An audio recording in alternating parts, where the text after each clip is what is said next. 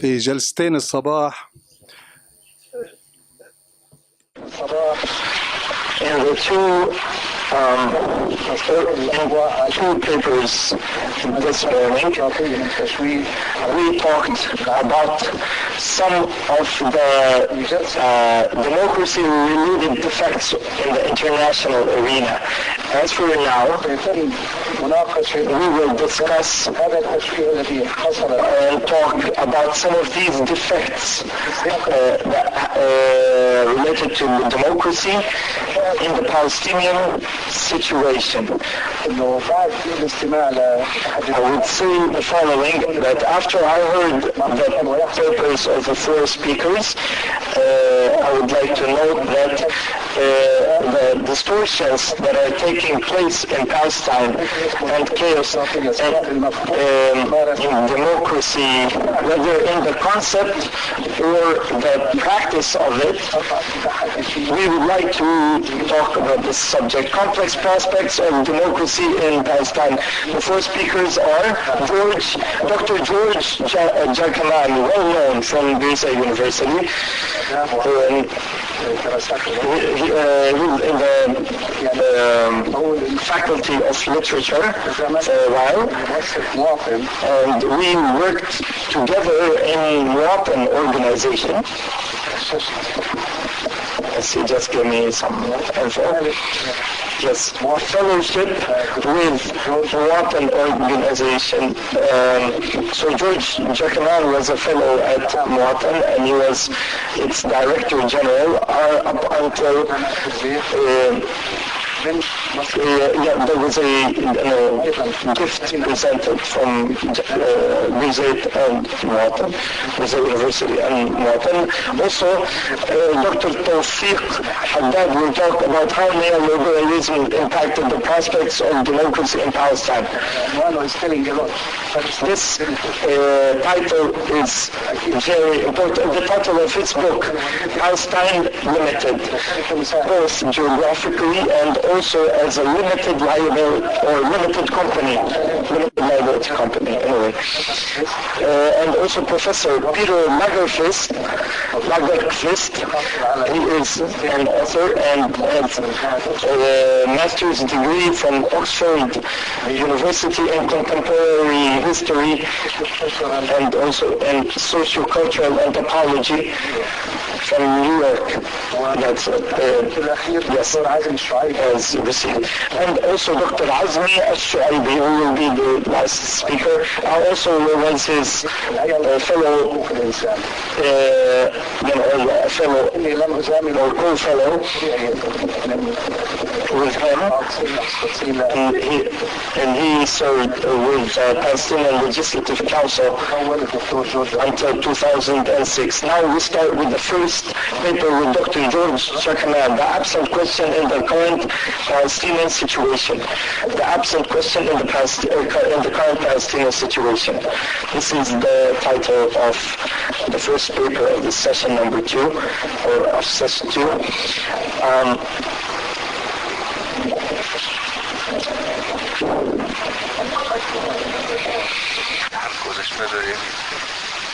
The mic is a bit stuck, so maybe you can't move it left and right that much.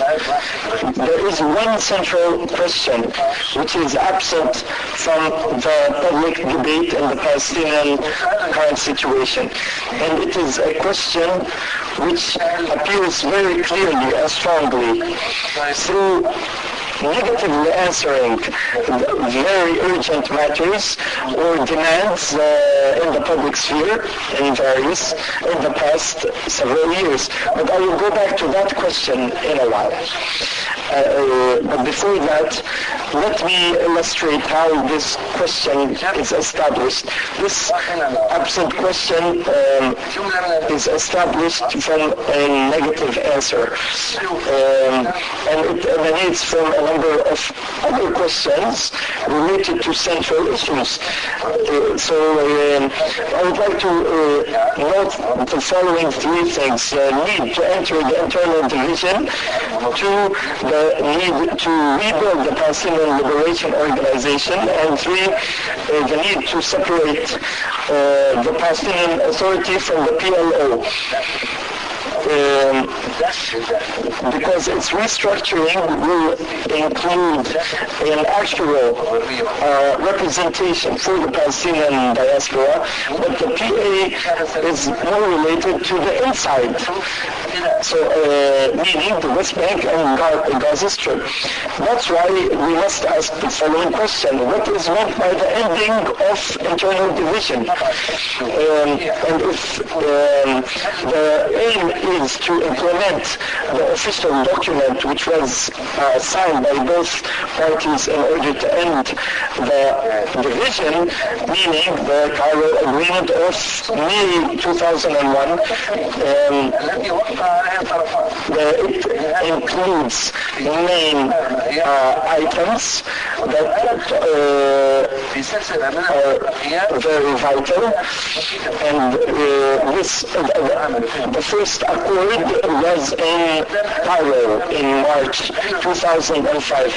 Hence, it is not implementable in terms of its items, of course. I would like to focus on three things. One, to rebuild the PLO in a way in which Hamas and maybe Islamic Jihad would join.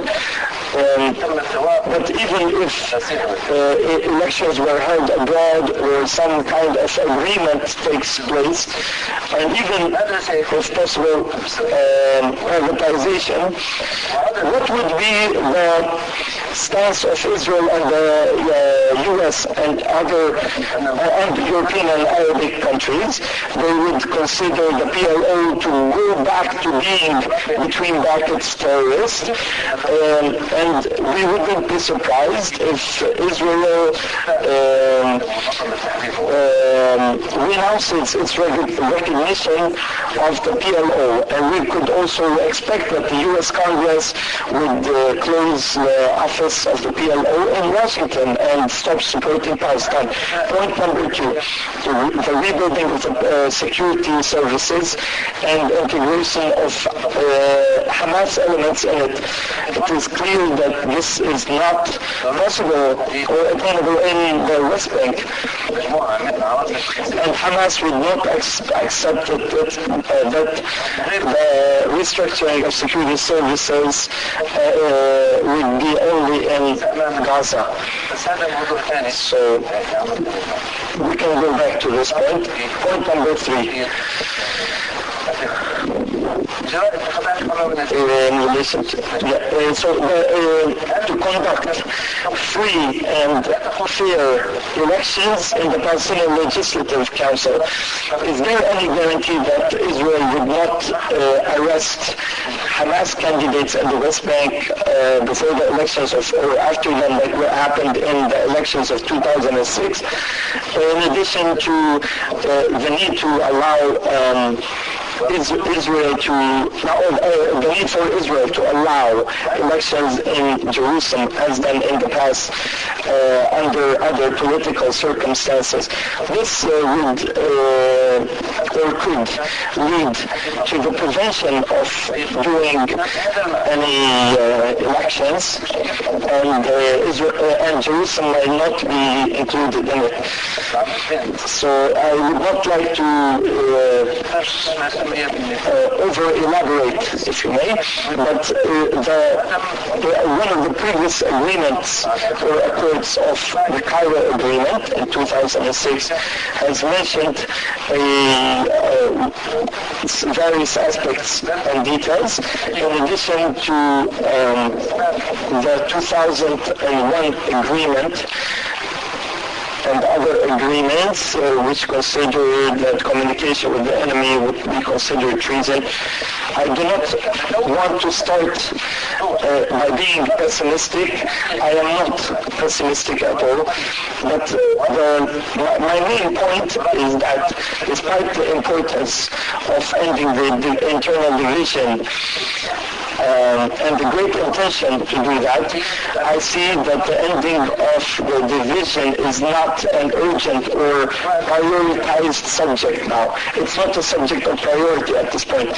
In all cases, I think that the ending of division will or can occur in only two cases, as mentioned in under Cairo Agreement of 2011. First, that situation would develop into a field conflict in the field, or resistance programs of any form. And as for the second case, that if we were coming up with a certain solution, there must be a serious debate on the exact role and place of both parties. So I go back now to the absent question, which I referred in the beginning of this paper or lecture. And this question has to do with the current Palestinian scene and its elements. First, after more than 25 years of negotiations since the Madrid conference of 1991, we do not have 25 more years to waste in the negotiation thing. At a time when the Zionist project in Palestine is gaining ground and success, and now in the West Bank as well as historic Palestine, they are succeeding in terms of the lands and the settlements, the stealing of land, water, natural resources, and so on. And this involves various facets, and even the shortcoming also includes the leadership and the public in general.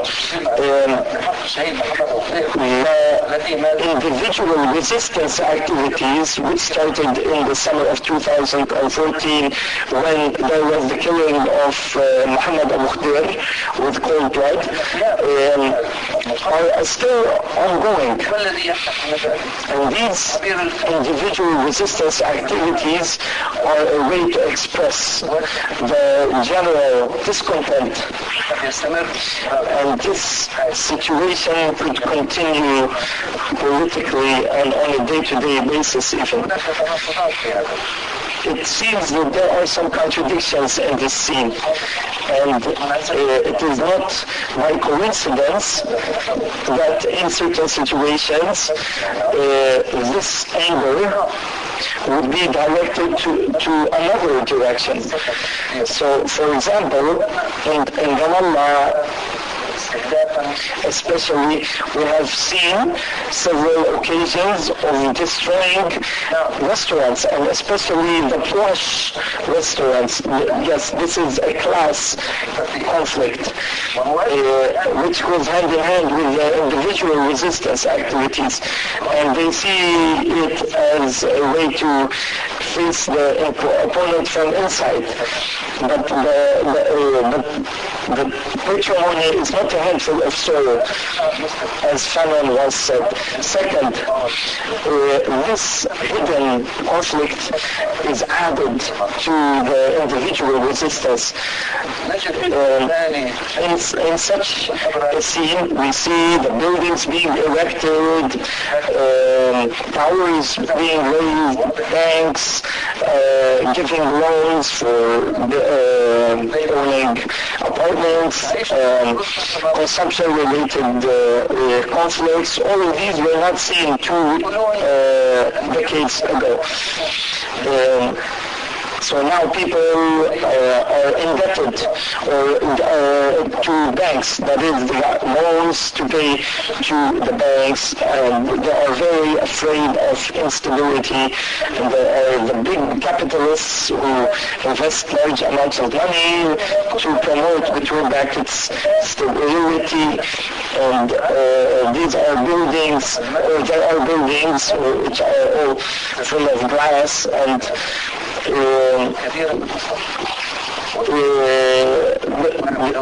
have a new situation, and as if brings conflict to us, that brings confidence to us that we might have sovereignty soon. Third point is that, as seen by many, the two-state solution has ended or is about to end before our eyes, and this is confirmed by what is said by the ministers of the Israeli government, who say that they will not leave 60% of West Bank, meaning sea areas, and that the current situation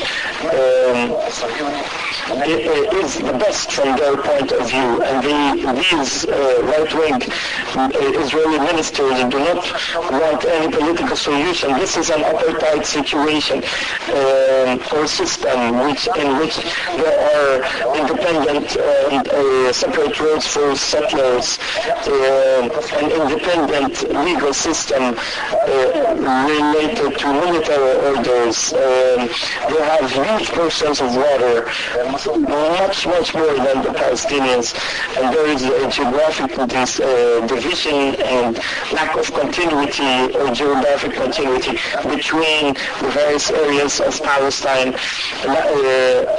lack of movement, and so on. So as in this scene, the various elements, including the executive committee of the PLO, are waiting for what? After 25 years of failed negotiations? Are they waiting that the solution would come from President Trump after Israel failed his predecessors? Which solution will that be, even if it came forward? At the same time, there are personal projects that are being prospered in the absence of a collective project. Therefore, however, we notice that there are no demands to dissolve the PA as done in, or as seen in past situations, including in Hamas Fatah Circle story. One of the youth in the end of his 20s told me, "You are a defeated generation." I wasn't shocked from what he said, but what caused my surprise was that 70% of Palestinians in the West Bank and Gaza Strip are under 30 years old.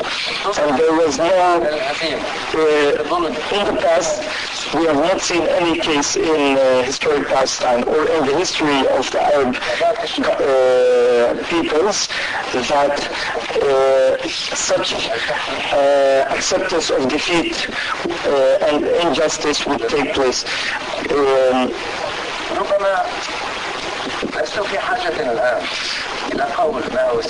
So are we between two different phases? I don't know. Maybe I do not need to say what is the missing question, but the end of the internal division is not a priority at this point, despite its importance in the long term. the role of, or the important role of the internal division would appear after answering the missing question, which would provide a great lever for discussion and joint action on how to divide the authority or distribute the power. So what can we do other than waiting? We must call to end the division, but this cannot occur without a new program. We should not only call for this program, but we must talk about its details and guidelines, and to have the people who are under 30 years old, who never give up, to give them great responsibility. We know that this generation is not framed or is not organized and feels isolated from the traditional parties, but no joint work can be organized without the presence of an idea, and the priorities must be established.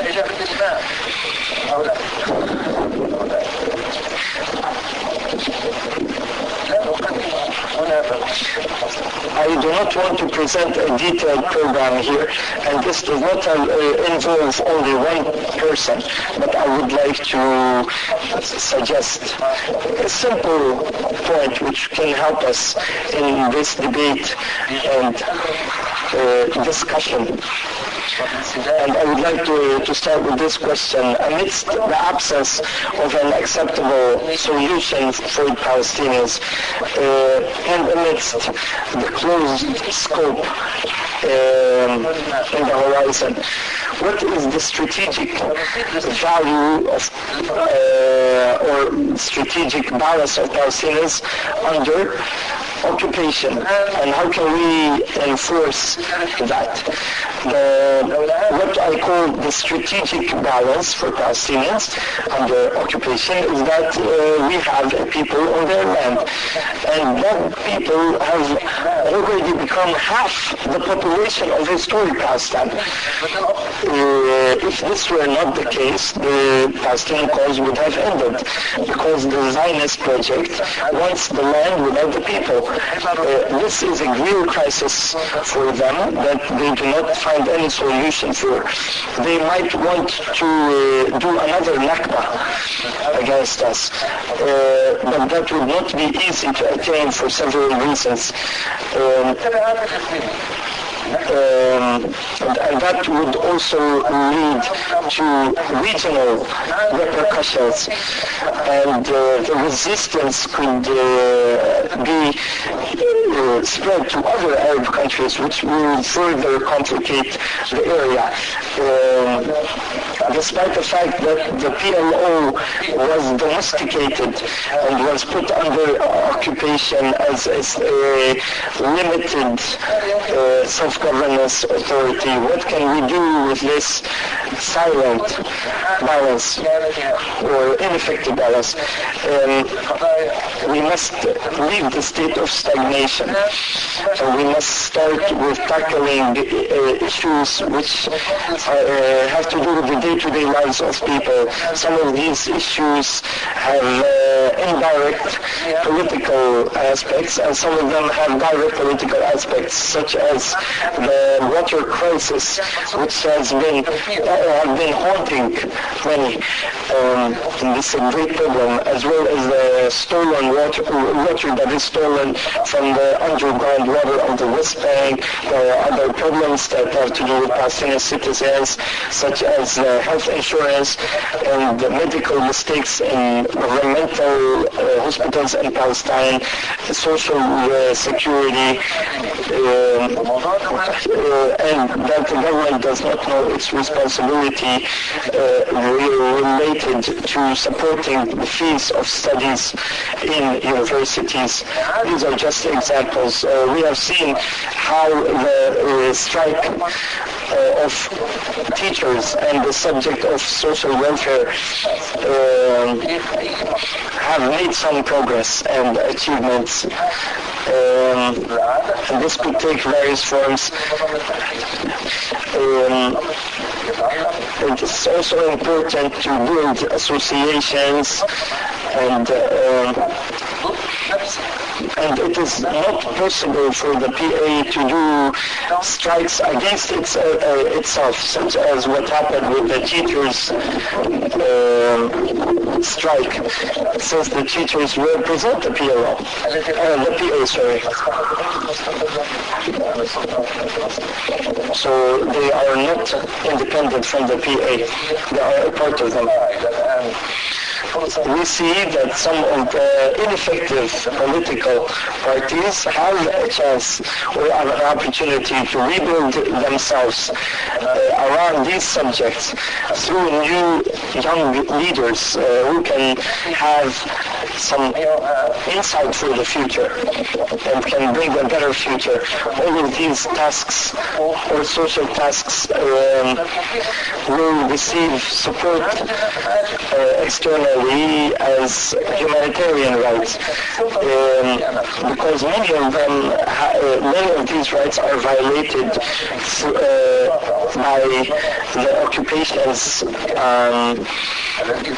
limitations. For example, we have the Global Campaign for Boycott, Divestment and Sanctions, BDS, which immerses an immense pressure on their governments and representatives of parliament against Israel.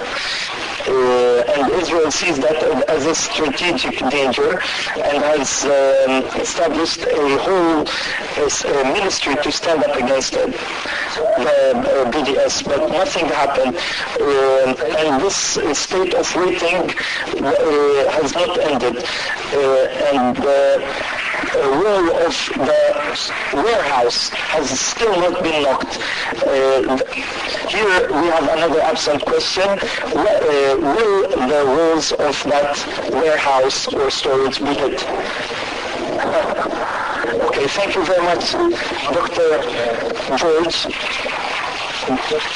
There is no doubt that your paper brought us to very serious matters, and I'm sure that this will lead to great discussions later. Now for the paper of Professor Tawfiq Haddad, how neoliberalism impacted the prospects of democracy in Palestine. This is the name of the paper. How neoliberalism impacted the prospects of democracy in Palestine. Can everyone hear me? All right. I would like to speak in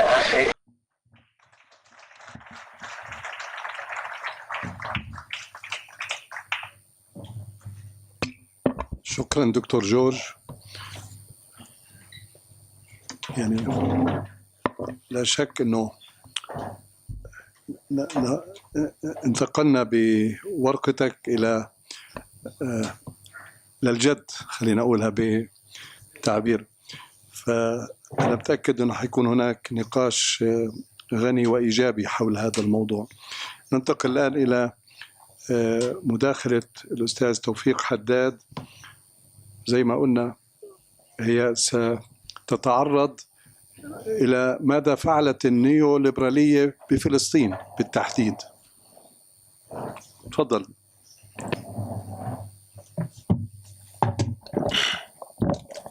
هلو، الكل بسمع؟ Okay. I would like to speak in English today, even though I could conduct this whole talk in Arabic. I would rather the focus of what I have to say and further discussion has to do with what I say as opposed to how I say it. So for purposes of precision and clarity, I will have this discussion take place in English, but I'm happy to follow up in Arabic with the debates and discussion. But this happens to be one of the ironies of being one of the children of the Palestinian diaspora.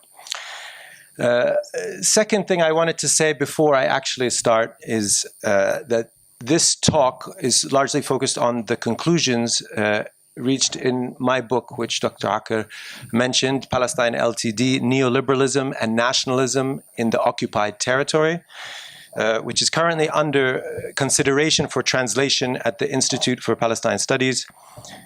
And we'll find out in December if it's up for, if it will be translated.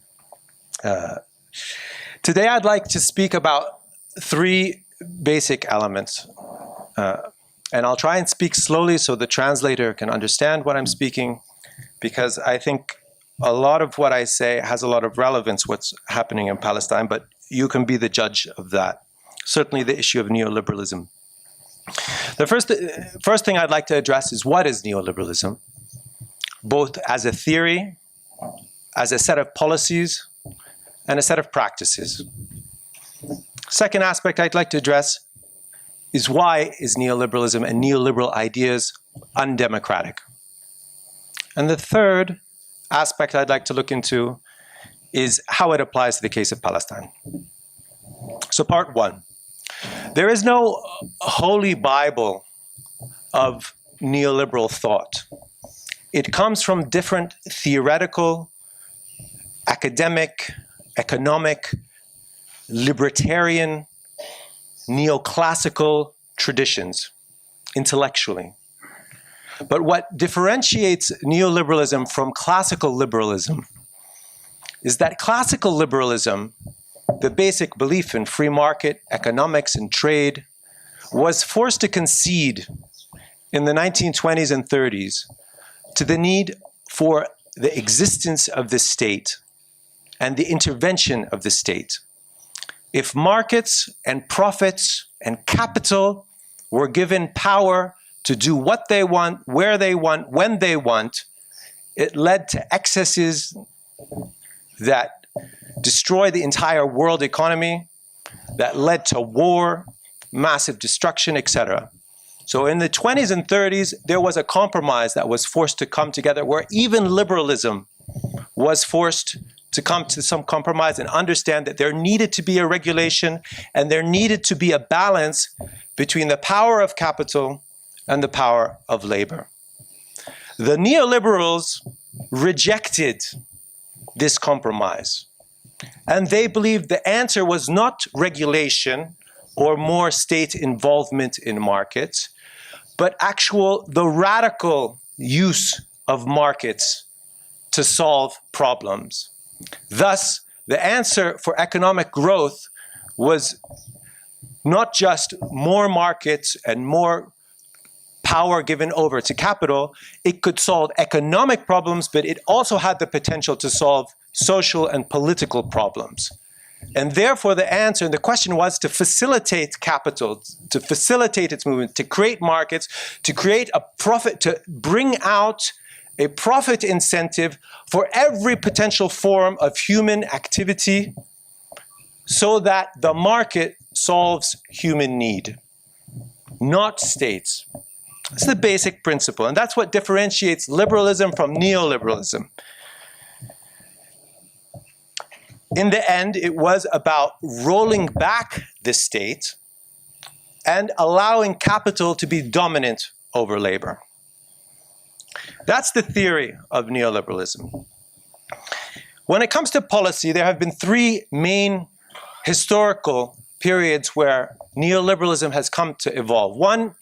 The first was known as the Washington Consensus Policy, which was coined by an economist in Washington named John Williamson, who basically said that every country in the world, if they want to grow, needs to do 10 major policy changes to their state to ensure that economic growth happens. which would facilitate this process of creating markets, rolling back the state, deregulating things. But the sum of the 10 major policy prescriptions of the Washington Consensus was organized around 3 basic principles. 1, privatization. The state shouldn't be involved in anything in terms of subsidizing, protecting industries, giving some form of support or protection in markets. Privatize it, so put things in private people's hands. 2, open up the market, free trade. And 3, austerity. Limit as much as possible any government spending on anything other than creating markets. Okay? Austerity, privatization, free market creation. That's the Washington Consensus. The second phase of neoliberalism, which comes around the mid-90s, is known as the post-Washington Consensus. Now, when the empirical data began to come back from the places where the Washington Consensus was put out, was implemented, the actual results were not that great. So the World Bank and those who were pushing the Washington Consensus came to understand that there actually was a role of states, and particularly there was a role of institutions. If these 10 policy prescriptions were to work, there needed to be well-established institutions. They needed to be organized, and the good governance approach came out. Things needed to be accountable, things need to be transparent, and there need to, without institutions, the market and all these laws could not work, and takeoff could not take place. Later on, in the early 2000s, there's even a third wave of post-Washington Consensus, which said that good governance doesn't have to be good governance, it can be good enough governance. But that's the latest stage where we're in, where there was kind of compromises. It doesn't have to be perfect. But that's the principle of, and the basic historical path of neoliberalism as a set of policy prescriptions. When it comes to practice, where these policies have been implemented, we see very clearly that the first areas where these policies were implemented was in the third world, against governments which were attempting different forms of development strategies, import substitution, etc. Its first implementation was, of course, in Chile in the early 70s after the coup, which led to a coup against Allende and the rise of Pinochet. Quite important to the implementation in practice of neoliberalism was the idea that we needed, it was best to implement these policies after some form of shock, some form of crisis. And in fact, you have Milton Friedman, who was one of the main ideologues of neoliberalism, saying, now is not our time, when he was writing in the 50s and 60s, but we have to write now. And one day, this social democratic experiment of Keynesianism will fail. And when that does, crisis will happen. Our ideas have to be ready on the side. And we have to implement them. And shock therapy actually is the best way to implement these policies after crisis, because they will say, we have the answers to solving these issues. Of course, after the Third World, it went to Eastern Europe after the failure and collapse of the Soviet model. And of course, it also began to go to the Western Europe, although much slower. And of course, the United States under Reagan and Thatcher.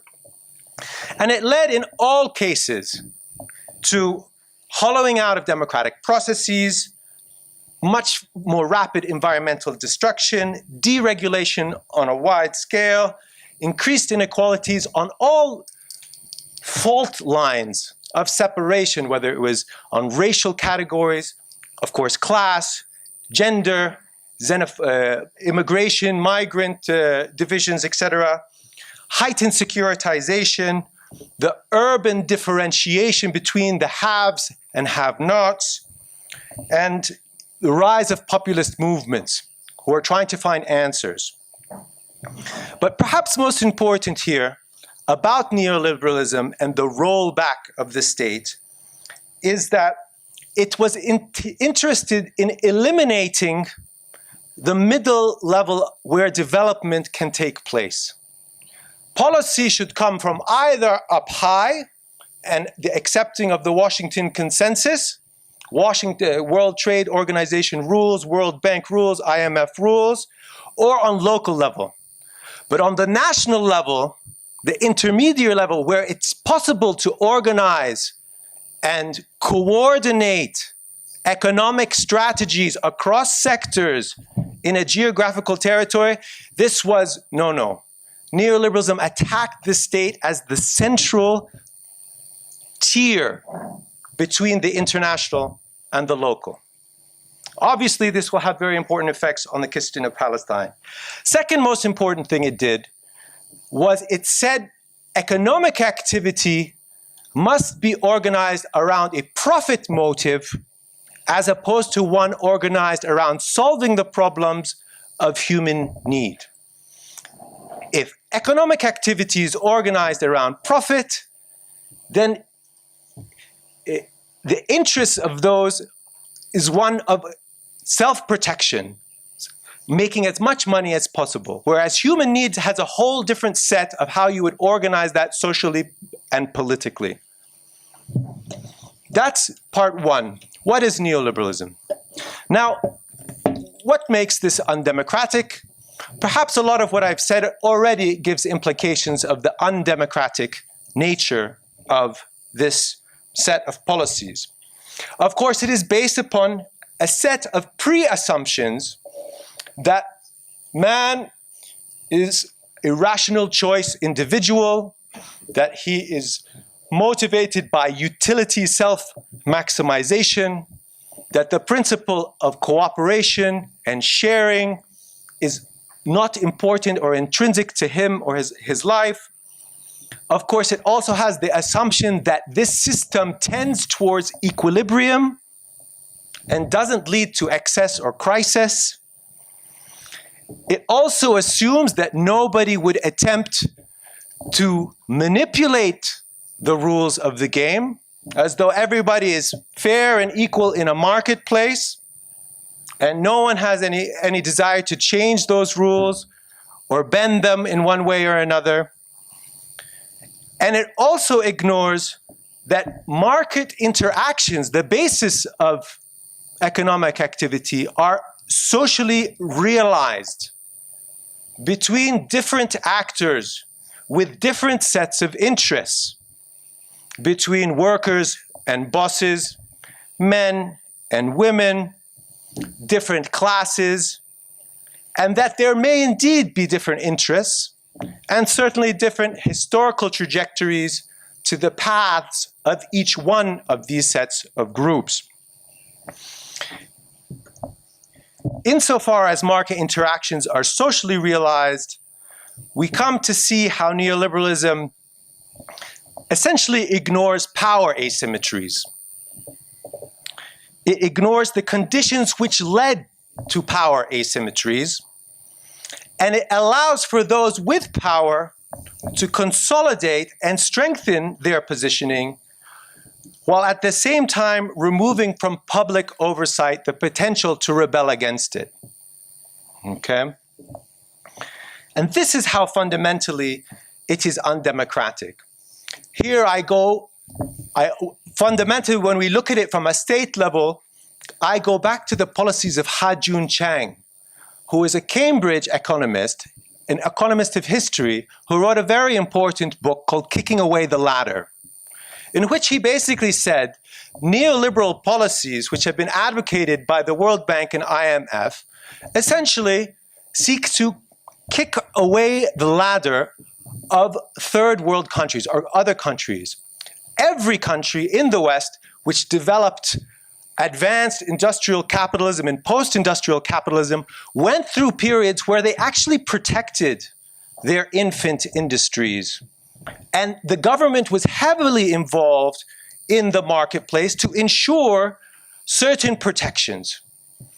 However, once they reached a certain level of productivity in their own countries, they needed to open new markets. They began imperial wars to try and compete against one another, to open these markets. And part of the wave of this competition is actually preventing the third world, or even their competitors, from climbing up the ladder that they themselves climbed up to reach productive post-industrial capitalism with the surpluses that they got to enjoy, the infrastructure that they enjoyed, the civil administrations that they enjoyed as a result. And this is what's fundamentally undemocratic about it. Because if you kick away the ladder and you put things in private hands, you actually eliminate, in many senses, the basis of what democracy is about. Because democracy is not about electoral democracy, it's about social democracy, it's about economic democracy.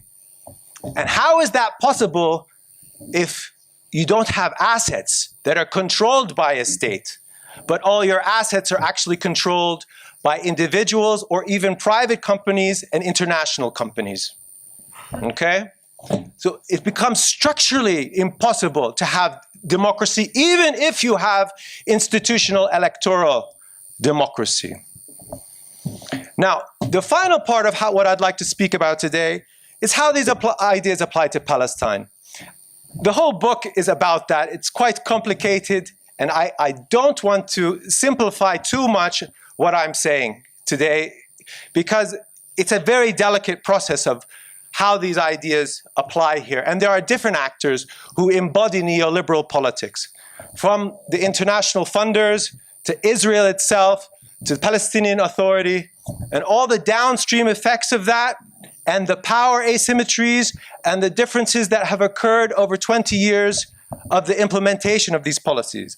But to be brief, very clearly the peace process, from its very beginning, was trying to promote itself as some form of neoliberal vision of regional, a kind of NAFTA arrangement for the Middle East. This is at least Shimon Peres's idea, the idea that Gaza could be transformed into Singapore. These ideas are recurrently revived once in a while to sort of whet the interests and appetites of different parties.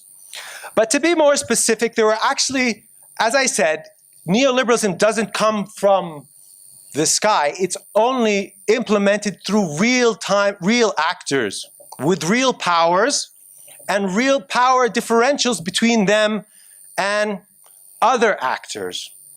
And so it's not possible that, for instance, Pakistan would implement or suggest neoliberal policies to Germany. It's only Germany who would say, Palestine, Pakistan, you have to implement neoliberal policies. It's always the powerful against the weak. So when it comes to Palestine, obviously the powerful were the donor states and Israel. I'll leave Israel to the side, but fundamentally, there were three main phases in which neoliberalism had a very important part of the way the politics here was organized. There was a peace-building phase, which essentially argued that we were going to have free market economics here and liberal political practice here. And these were all formally structured, formally took place here. We had elections, and then everyone spoke very clearly about free market economics here. Secondly, there was a reform phase from 2000 to 2004 in which they claimed they were eliminating corruption and attempting to implement a good governance policy. The third stage was a state-building phase in which it was argued we were actually building the institutions of the future Palestinian state, and that this would allow for economic growth to take place. My book, and what I argue, is in each one of these sets or periods was a conscious lie on behalf of the international community, and they knew it. In truth, the first stage, the peace-building stage, was fundamentally about legitimizing an undemocratically achieved agreement. Okay? The peace process and the Oslo process was necessarily undemocratically created in Oslo because the Madrid process and the local negotiators were against the principle of self-governance under continued conditions of settlement expansion. That was very clear. International aid here came to create a neo-patrimonial system organized by the diaspora PLO, and it was supposed to operate neither liberally politically, neither economically liberally. And this was known a priori by both the donors and Israel and by Fatah. Liberal political practice, that's pretty obvious. Oslo wasn't supposed to be democratic, but then when it came to elections, obviously the opposition didn't participate. Additionally, they banned the local elections. So you can forget your local legitimacy in terms of democratic practice. Liberal economic practice, that's also pretty self-evident. Israel there was closure in and of itself, made it impossible for any of the Washington consensus policies to even be implemented. We couldn't even have neoliberalism here, which is the irony. The real neoliberalism here. Finally, also the economic models that were being used, which were around peace building, was one of some form of trickle-down peace. Not trickle-down economic growth, trickle-down peace. If you give good benefits to big capitalists here, the benefits economically will trickle down. Well, actually, that didn't happen. The big economic investments that came here that were given to diaspora capital did not lead to economic peace. In fact, they led to conditions where profit was made in conditions of war or peace. The example of the Gaza electricity generator is a perfect example of that. Enron, speculative capital from Washington, D.C., coming here, making a deal. Money is made simply on fuel, not even on electricity production, because capital wants to protect its profits, not even provide the service, claiming it's risking too much here. In the reform period, where they said they were creating good governance, in truth, they used the good governance rationale to marginalize Arafat, after he said no to Camp David, say he's the problem now. He's the corrupt one, even though they were the ones originally who had been giving fuel monopoly transfers in a Tel Aviv bank account to Arafat so he could buy patronage in Gaza and in the West Bank to construct the security services. And this was a well-known understanding of what the logic was. They needed to create a security force here. He needed off-budget accounting. This was acknowledged by the US ambassador. So there was no liberal political process here. There was no loyalty to good governance either. In fact, Arafat was politically removed after the failure of Camp David. The World Bank and IMF enter, reform the Palestinian Authority to remove Arafat from his control of the Palestinian Authority, which only he could have created under those conditions, institutionally killed, and then personally killed some way or another. The final part, the state-building part, the third wave of neoliberalism here, was in the post-Arafat era. How do you do? Now, of course, it already was undemocratic because they didn't observe the 2006 elections, the internationals.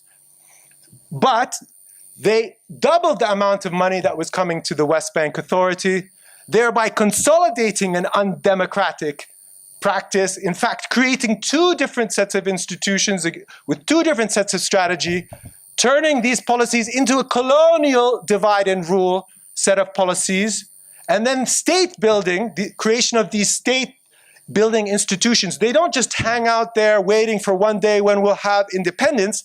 They allow for those who have the power and the know-how and the connections to maneuver through it and consolidate their control, in this case, by incentivizing de-development, because there are no real productive opportunities in Palestine to make money. You can only make money through speculative forms of economic activity here. So state building created the institutions where those in power actually were able to consolidate their hold over power through profit motives. A lot of the benefits of this going to offshore companies, whether it's in Panama or in the Solomon Islands, consolidating the order. So, and thereby making it impossible for both consolidating an undemocratic system and consolidating an undemocratic potential economically, because we were linking ourselves to a form of incentivized de-development. So I stop there. Thank you.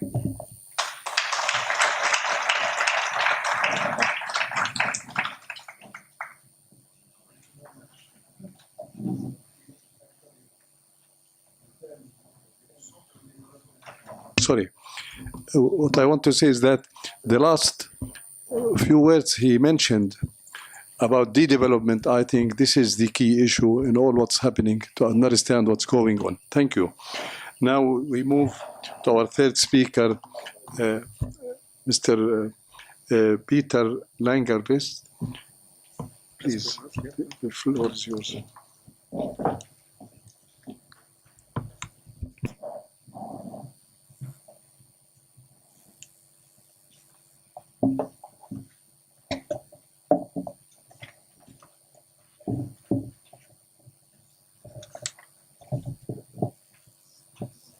So, testing. So, I'm a PhD student or PhD candidate in anthropology at Columbia University. I worked for a number of years as a journalist in Palestine during the Second Intifada, and partly provoked, in fact, by this conference. I'm revisiting some material that I collected during a particular phase of the Second Intifada, pertaining to the management of graffiti in Ramallah.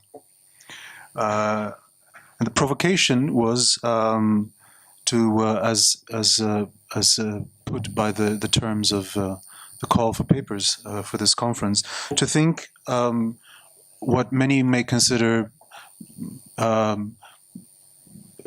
ritualistic, let's say, aspects of liberal democracy, a certain kind of talk about liberal democracy, which people experience as variously hollow, perhaps, to posit those rituals in relation to what one may consider to be or think of as the everyday of Palestinian life. And I would like to think about this concept of the everyday through the notion of tense in a grammatical sense.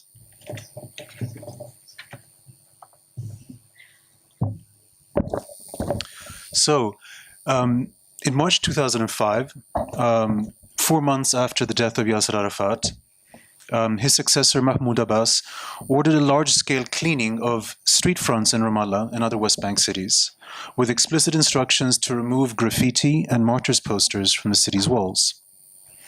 Over the course of a few weeks, there followed a symbolic wiping clean of the historical slate, and a renewal of the iconography of power, as pictures of Arafat were replaced by or conjoined with pictures of Abbas. In removing graffiti, the Palestinian Authority was intervening against a practice which had been endowed with the full weight of nationalist tradition during the First Intifada, which erupted in 1987. Through graffiti, activists and political factions had staked out political positions, announced general strikes, engaged in political and social debates, and, in the face of violent suppression by the Israeli army, inducted party cadres through graffiti writing. Palestinians could be shot painting graffiti, and possession of a can of spray paint could be punished by customary beating and long jail sentence. To deter homeowners and shopkeepers from painting over graffiti, the anthropologist Juliette Petit, in a classic essay, I think, on graffiti during the First Intifada, to deter homeowners from painting over graffiti, political factions would issue warnings. Don't paint over graffiti voluntarily, first warning. Thereby consecrating the inviolability of the writing on the wall as a political principle. Palestinians, as Petit put it, were to desist from taking on the functions of policing themselves for the benefit of occupying authorities. I'm sorry, I'm moving back and forth. Is this is perfect? You can hear me like this? Or should I be leaning into? The interdiction against self-policing, as we all know, would be spectacularly transgressed a few years later, after the end of the First Intifada, as the Palestinian Authority, newly created following the signing of the Oslo Accord, assumed responsibility for administering its archipelago of self-ruled cantons in the West Bank.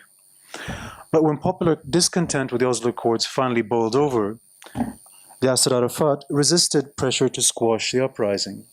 His intractability reinvigorated an interest in Palestinian governance reform among financial backers in the West, and on assuming office, Abbas firmly wedded himself to this program and announced a formal end to the already faltering uprising. Abbas's stewardship inaugurated an era of progressively more extensive Palestinian self-policing and self-censorship, framed within a governance reform agenda advanced by foremost his technocratic Prime Minister Salam Fayyad. And in parallel with increasingly seamless PA security cooperation with Israel and an official revaluation of Palestinian resistance not as sacrifice but treason, ensuing years would see the erection of new barriers to direct pedestrian traffic in Ramallah, the adoption of parking meters, and the unfolding of different kinds of campaigns to wear your seatbelt, to get to know your local police force, to keep your city clean.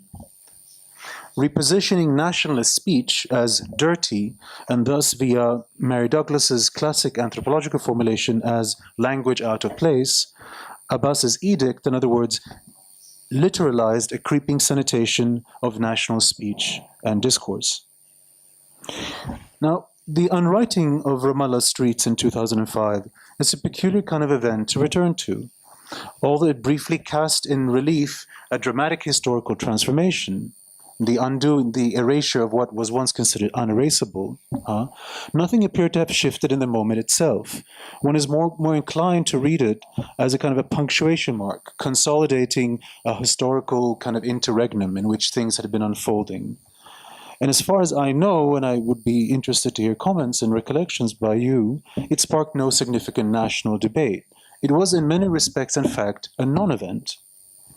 Precisely for this reason, however, I believe that it affords us the kind of a window to think historical change precisely not as a political event, but in line with Foucault and others, as a breach in the conditions of possibility for eventfulness as such, for the conditions that allow us to feel that something has happened, that something is worth noticing.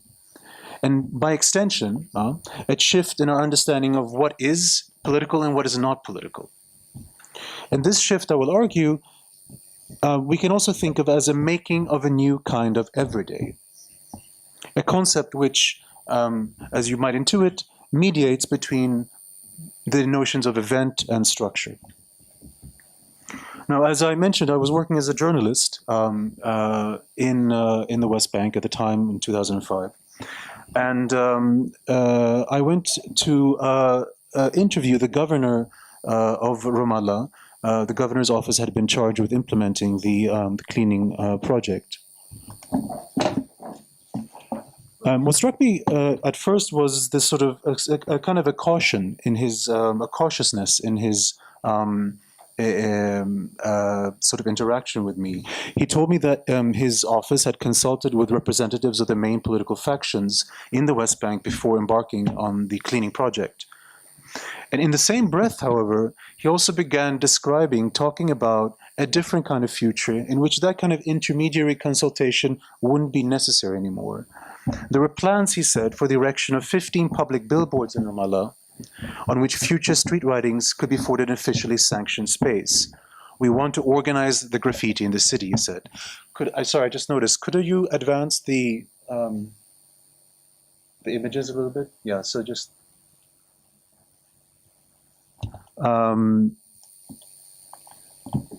Here, in this kind of citational practice of the governor, I would argue, a new political order was being reauthorized through, but also set in relief against, a prior order of political legitimation and practice.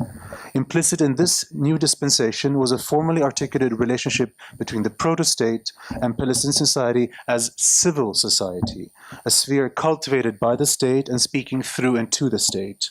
The governor, in other words, was dreaming a new kind of public. Now, the notion of the public, or publics, the question of to whom the public listens, what are its limits, and how it speaks, has for many years been a kind of a signature preoccupation of scholarship concerned with graffiti. In such scholarship, graffiti either directly expresses a subaltern or otherwise marginal voice posited in opposition to the state, majoritarian opinion, or is kind of talked about in a psychoanalytic register, is taken to express a kind of conflict internal to the social or national self. Quote, an overflow of the collective id, something of a release valve for repressed tensions, taboos, and turbulence. And I will return in my talk to why and how it might be useful actually to think the relationship between the unconscious and graffiti. Now, we see in scholarship on Palestinian graffiti, and there's been quite a lot of interest in Palestinian graffiti recently, a kind of a taking up of the same tropes, of an interest in the question of the public. Who is the public? What is the authentic public? And I would just quote as one example, an anthropologist named Robert Saunders, who, in responding to the kind of proliferation of tourist graffiti in Palestine, the kind of Banksy variety, is interested in sort of defending the position of what he feels is an authentic Palestinian collective voice. If stone throwing is the iconic physical manifestation and symbolization of resistance in the first Intifada, he writes, then graffiti is the iconic communicative expression of resistance of that time. Now, while one can be sympathetic to critiques of Banksy, certainly, what I find interesting about scholarship of this kind is precisely the way in which it presumes that graffiti during the First Intifada and the graffiti that is observed in the current moment is the same kind of thing. In other words, it's sort of a lack of historicization. What it begs is the question of what has changed. And one of the most apparent discontinuities is that graffiti during the First Intifada took place in the field of sanction and violence. It was remorselessly subject to Israeli punishment, sometimes lethally so. Such punishment extended to Palestinians who could be identified as owning or being responsible for the maintenance of a wall or surface, anyone also who were kind of passing by and who the soldiers could dragoon into painting over the writing of the walls. In other words, technically speaking, any potential reader. As kind of reflected in the disguises worn by graffiti writers who operated at night, graffiti accordingly performed a kind of slate of camouflage, a persistent confounding of attempts to separate writer from reader, and in an ideal sense, the individual from the collective. And this kind of camouflage worked with and through the actual violence of the occupation, the punishment, the regime of punishment of the army. It makes us recall an essay, very well-known essay by Michel Foucault called What is an Author, in which Foucault argues that a genealogical function of authorship, if you look back at the history of authorship, is precisely to enable punishment. It is to hold to account. You want to know who wrote something so you can go after them afterwards. And it's also in this sense, in the relationship to punishment, that reading, in some sense, became the same as writing. One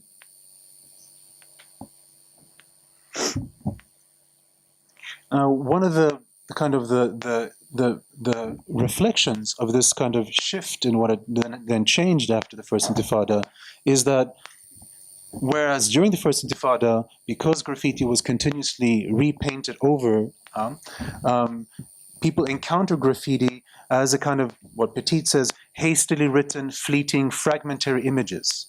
Much like the Intifada itself. It felt as if it was something in motion. By contrast, absent direct and continuous Israeli army policing of of Ramallah, certainly at least a certain kind of concern to police graffiti, a person visiting Ramallah in, say, 2003, 2004, would be confronted with a dense tissue of graffiti, right? A kind of a mass of writing, which, visually speaking, seemed to reflect precisely a kind of a feeling of the public as a raucous, cacophonous sphere. But what I would argue is that it bespoke not the vitality of a political collective, but as much as a shift in the conditions within which that collective could be imagined and constituted.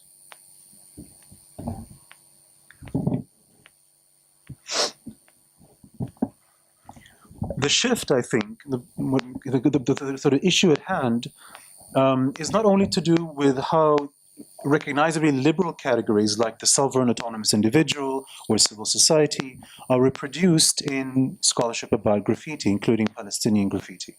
It's also a question of even more fundamental subtending distinctions which are constitutive of our way of being and feeling, distinctions like the distinction between speech and action. In other words, as Saunders put it, graffiti is communication, stone throwing is action. It's those kinds of distinctions which ground, for instance, the liberal democratic defense of free speech.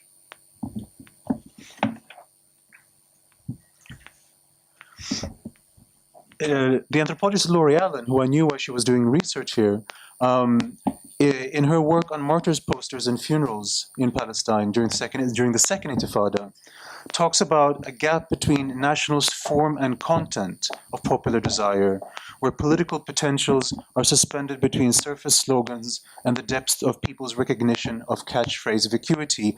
Translated, we might say, a feeling of politics is hakafadi, it's empty. It is literally simply form without content.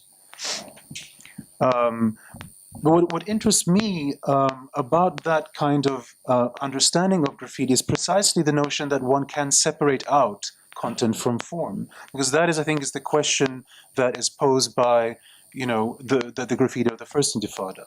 And I would argue is that, I would be interested in hearing your opinion, that the work of that graffiti was never strictly semiological in nature. It wasn't about hermeneutic meaning in the sense of asking what is always behind the graffiti. The graffiti itself was an act. And it was about something that was at stake.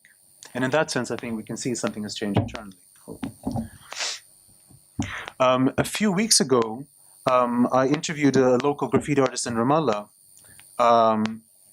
who told me that some time ago he was stopped by security forces in Ramallah on his way to doing some work on a wall. And they asked him, what are you doing, graffiti or slogans? And slogans, they portrayed as sharat. And he said, graffiti. And they said, okay, no problem, carry on. That vignette to me very tellingly spoke to a way in which graffiti has become not only polite, but literally civil, the civil graffiti for civil society. And it reflects a kind of a readjustment of the place that the graffiti writer has in relationship to the state. Another artist who I spoke to some years earlier observed that activists these days seem to go to some effort to avoid defacing shops or house facades, painting only on light poles, tree trunks, or transmission boxes, avoiding use of glue, which leaves hard to reduce residue on stone walls. It's as if there's a kind of an unspoken agreement between activists and the city, he told me. Now, he was too young to have participated in the first Intifada, but he told me that he felt that graffiti of that time belonged to a particular moment, an early moment, a kind of a pastness, and that Palestinians now had other means of communicating, smartphones, Facebook. The graffiti of the first uprising, he talked about metaphorically as the newspaper of the street. And he told me he was thinking about an art project that would entail erecting graffiti billboards in Ramallah on which the public could write. In other words, an organized space for the graffiti.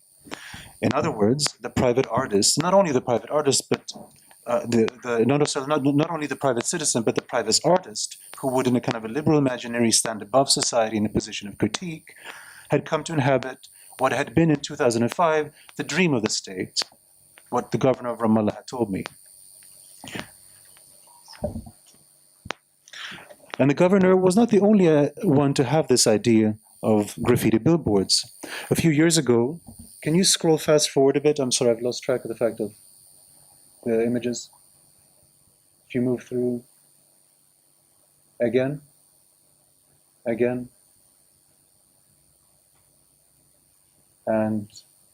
again. Yes, sorry. A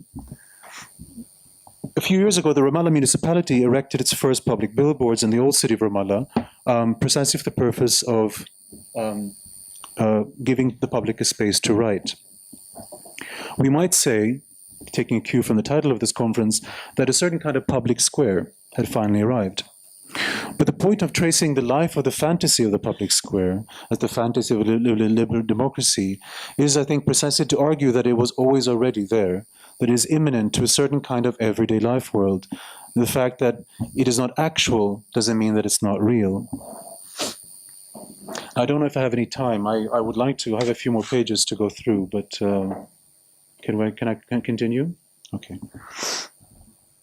Now, it may be argued that likening graffiti to a newspaper, as the artist who I interviewed had done, would seem a fairly straightforward way of understanding it precisely as a form of communication.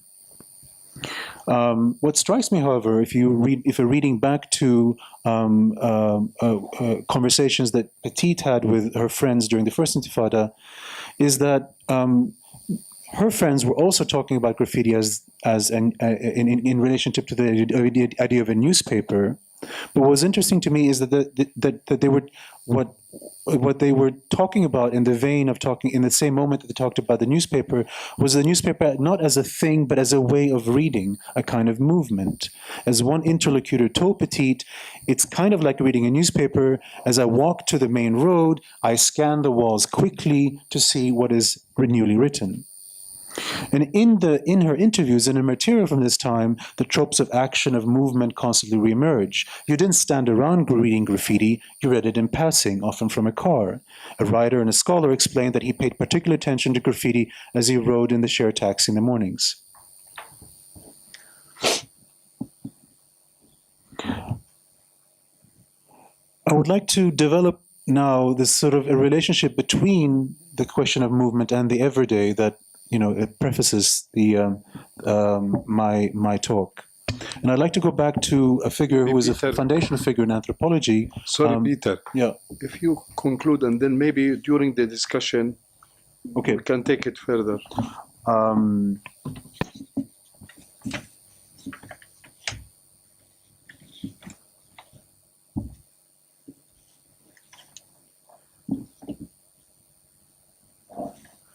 Okay, if I can just cut to then an observation that Petite makes.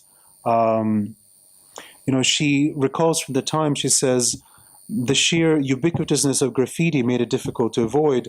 Few people stood around reading it. If we imagine the public square, I think it is in our current imaginary, in the imaginary of liberal democracy, a bustling place. It's a marketplace of all. But it's a place with a particular kind of movement, a movement that is not out of control. People who move in the public square are responsible individuals. The public square is a place precisely of individuals. There are people there, but there are not, I think, people and the people. And by the people, I would refer to a sort of a category that Michel Foucault contrasts to what he called precisely civil society, the bourgeoisie middle class sphere.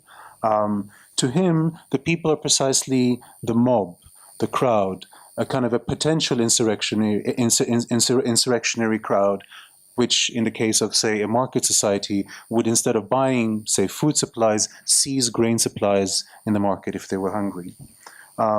And what I'd hoped to conclude in here was that insofar as one thinks then the people as the crowd, as a movement, which was the movement, I would argue, of the revolution that was promised in the first Intifada, it is worthwhile to go back to one of the sort of earliest theories of crowds, Elias Canetti, Viennese writer, in fact, who made the point that crowds for him are not, in fact, about identities.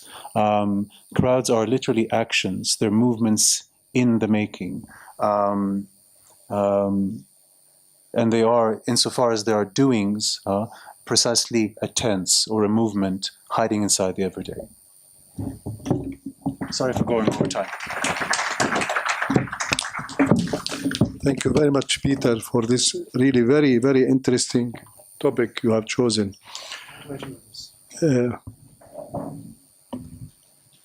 والآن نأتي إلى مداخلة الدكتور عزمي شعيبي حول هل في مرحلة التحرر الوطني هل الانتخابات ممكن أن تكون الحل أم الإشكالية؟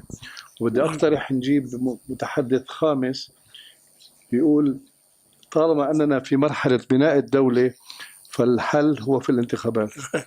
شكرا. يعني بس من باب التغيير والتصحيح أنا بدي أغير المكان.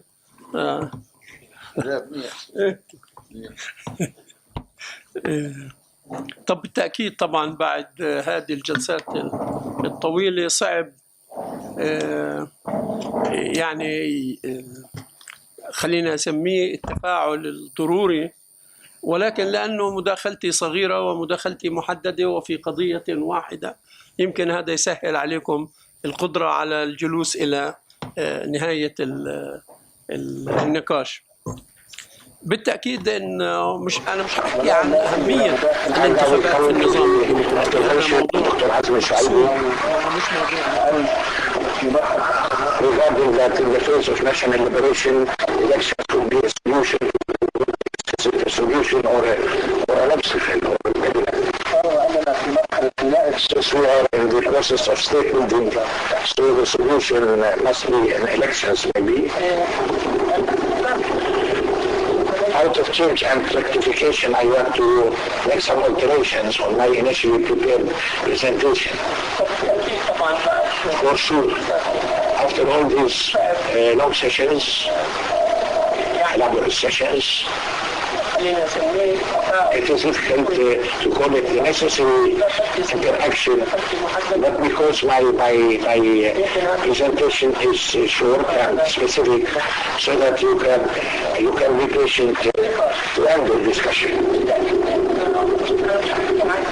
I will not speak about the importance of elections in a democratic faith.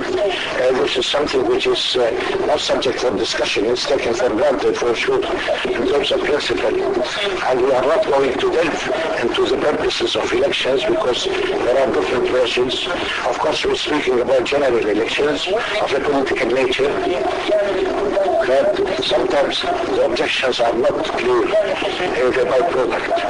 Sometimes the elections are there to test the period as a means for authority succession and to specify from certain programs, and sometimes in order to know about where public opinion is heading to. That the elections are fair, and there are of course ground rules and conditions, which is very well known within the democratic. I mean, it's not subject for discussion. It's taken for granted. In the life of Palestinians, we have to admit that general elections are not part of our inherent tradition. Historically, we were deprived. This is a new experience for us, and the people were deprived from the right of resorting to elections as a means to express and to select the representatives, what have you. This is a new page for us, specifically after the British mandate and since 48, that some people remained under Israeli military rule within Israel proper, and some were annexed to the Jordan and contained within an Arab. And there were Gaza, of course, was attached to the Egyptian regime, and the rest were dispersed within Syrian refugee camps and Lebanon and so on. So the Palestinian elite groups were affected by the elections and the parties that mushroomed after the Nakba or participated with other Arab protagonists, and they were affected by the Arab system. concerning the elections,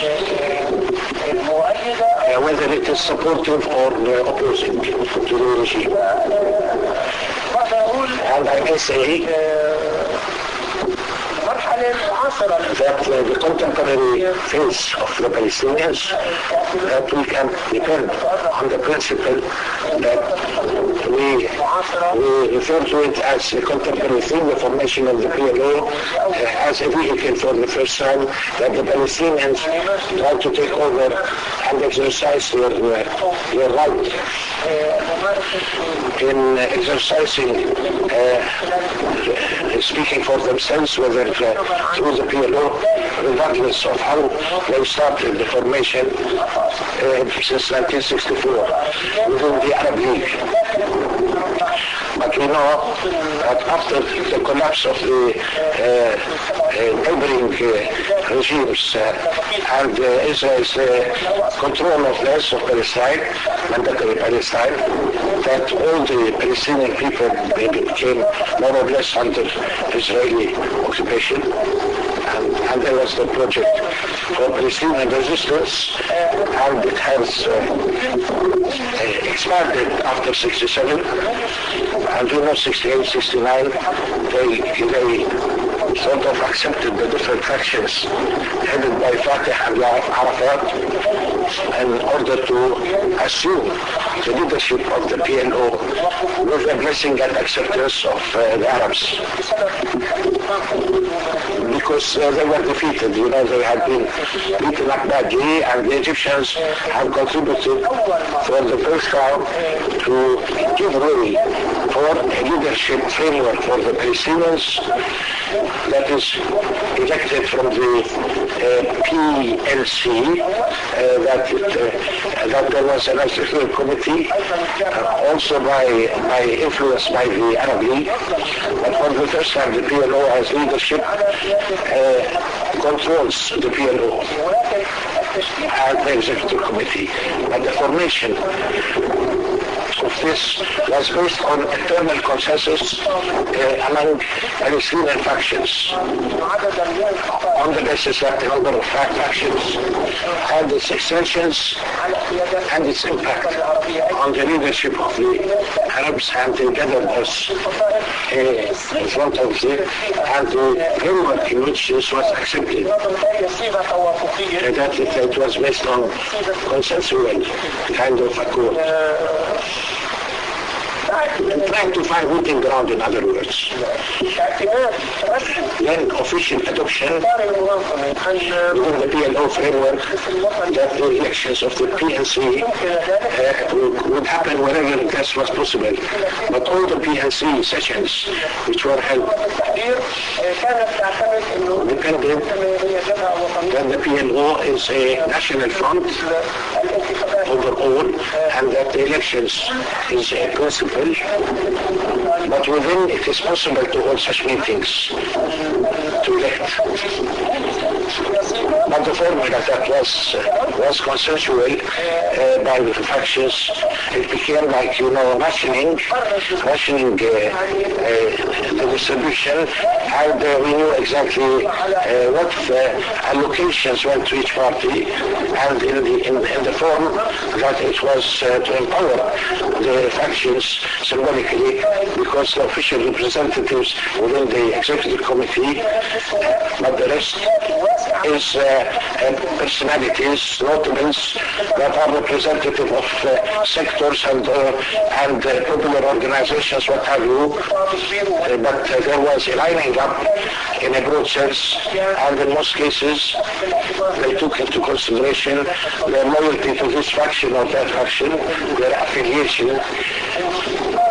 But the principle was that the revolutionary framework and the proper mechanisms in order to exercise elections, at least in format. But the executive committee was elected, but it was a preliminary preparation beforehand in order to clap and to sort of formalize the thing, and the package was ready.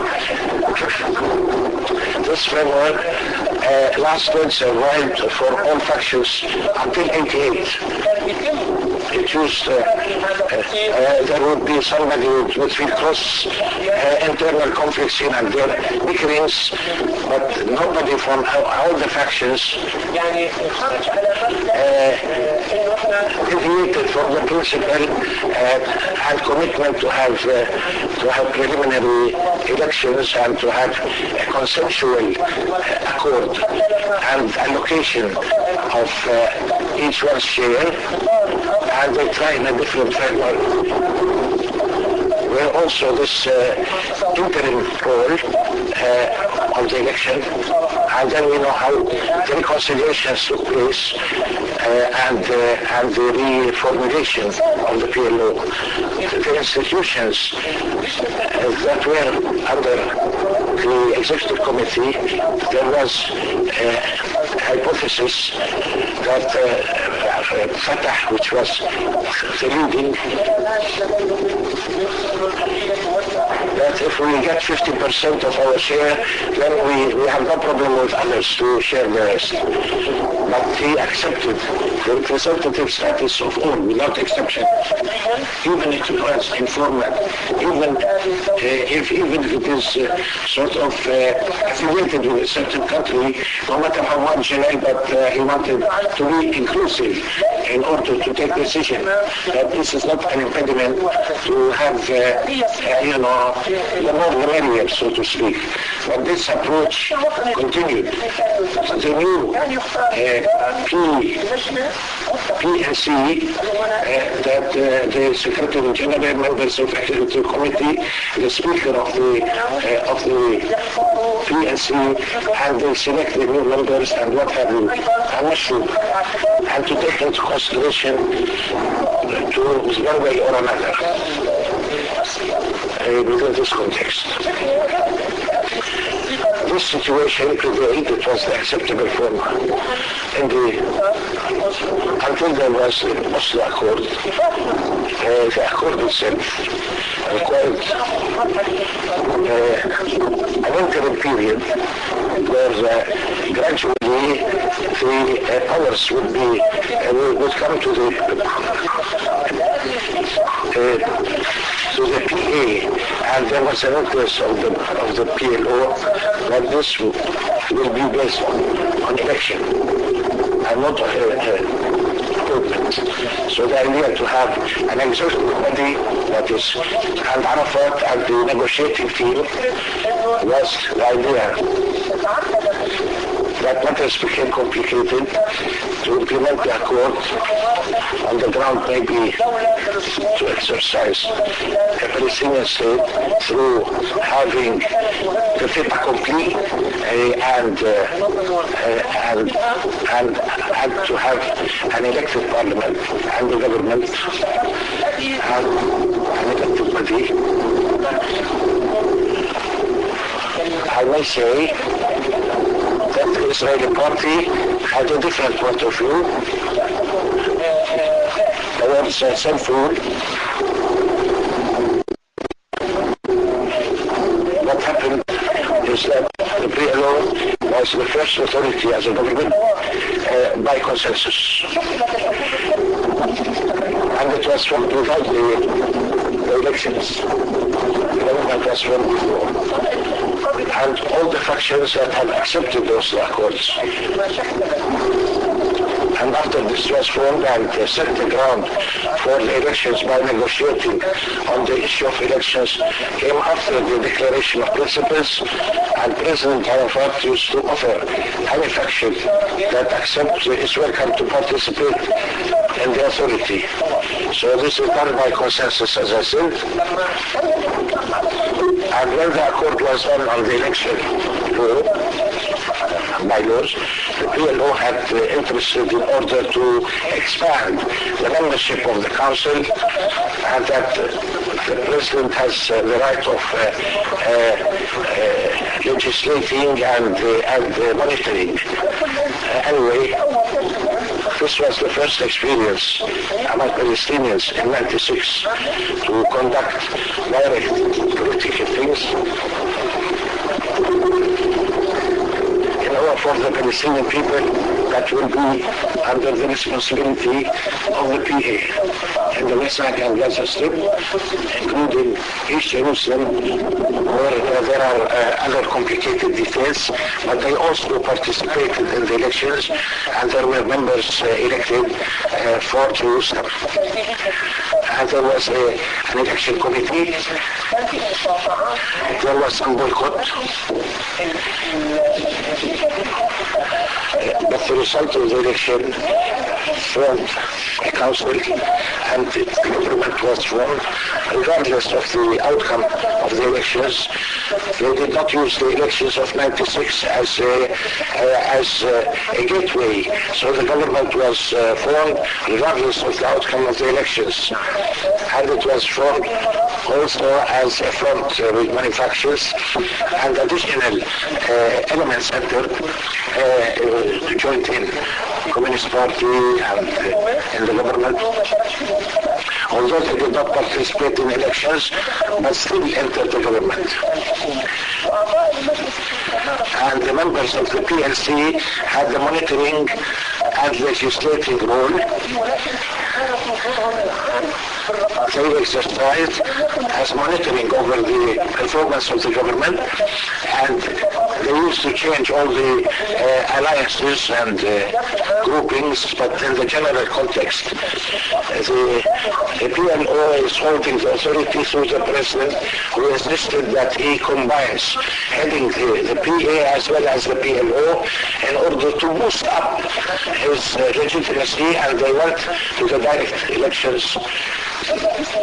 So the president was elected, and the government is appointed on his part, and so he's holding the reference. And this is what Arafat did. What ensued, it was acceptable that within an interim period and within the period of struggle, the PLO still stuck to the principle of consensus in forming the leadership. Of course, while preparing to the different phases in the parliament was the issue of the basic law. And for the first time, there was an elaborate discussion over the elections and the PLC, and in 2003 there was an amendment to establish the position of Prime Minister, and for the first time was what kind of political system we were referring to. Is it presidential or parliamentary? Within such a field, especially in 2003, amendments were introduced in a clear way. There was a balancing of sorts that reflected the balance of forces at the time, that the Prime Minister, which was Abu Mazen, and President Arafat, the actual. And the basic law was drafted as if it is a mixed system, eclectic system, where you have the role for the President and Prime Minister, but there were many things that had loopholes, they were not clear-cut, and I will read them very briefly. Article 5 of the Basic Law, that the system of law is a democratic parliamentary system depending on pluralism, and where the head of the PA is elected by the people, and the government is responsible in front of the President and the Parliament. Article 35, that the President himself, before he starts, he has to have the following oath in front of the PLC and in front of the Supreme Court. Article 45, the President of the PA selects the Prime Minister and assigns him to form his government, and he can dismiss him or accept his resignation. So it is the President who gets regardless of the elections. There is no reference that this is connected with the election. Article 46, the cabinet does with the following thing in the law, that most of the authorities were granted to the Prime Minister. The President has appointed the ambassadors, and he selects, and he is the general commander of the security forces. All the rest goes to the Prime Minister. Article 67, after gaining confidence, from the thing directly, and the Prime Minister and his cabinet in front of the President, they take oath at the President's. And the Prime Minister is responsible, answerable for the President, for the functions of the government performance, and the Prime Minister are directly responsible in front of the PLC. These bylaws, as you see in the basic law, led to the conflict that started between Arafat and Abbas. They are in the same party, both both are sort of responsible for the Central Committee. When Abu Mazen surrendered or gave up in front of Arafat, and the majority of the PLC sided with Arafat as well as the security forces, but the basic law remained unchanged. And even when Arafat passed away and Abbas became president, and nothing was changed, no amendment of the basic law. It stayed as is, and without any condition for the participation of Hamas. Hamas did not recognize the basic law or Oslo Accords or the PA and or the PLO. So it remained outside. Despite that, we went to the elections in 2006. This was the beginning of the problematics that exacerbated, which means Abbas has moved.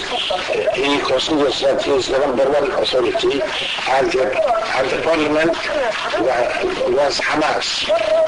So everyone behaved that it means Hamas should form a government, although this is not clearly stipulated that the majority of votes, that even Abbas has said the elections mean the succession of authority, and which means that this does not exist within the law. But accepting the principle that elections is a succession of power, although this was not applied in 96. In 2006, we underwent the elections take power. And Hamas behaved, with the same concept. They chose that they are the head. Nobody else, it is ours. We are the winners. It offered a unity. They said we will form the government alone. There is an overlapping. So this was the problem of the succession, because there was bitter opposition from Fatah as position as Sudan in passing the authority to Hamas. And this led, to the confrontation and the experience of elections in the interim period for an authority that lacks sovereignty and a basic law that is not clear. And to have people who enter the authority who are not part of the bigger body, which is the PLO. So there was a schism, division. After speaking about all the reconciliation, including the 2011, and also we come back to square one, all the fractions, they deal with elections as an objective, without saying that we have to review the experience that we passed through in 2006. and to have all the impediments that existed without drawing the lessons emanating from such elections, to the degree that Abbas 3 days ago in his speech formed, and whoever takes the elections take the country. Still, we go to the elections and whoever wins, wins.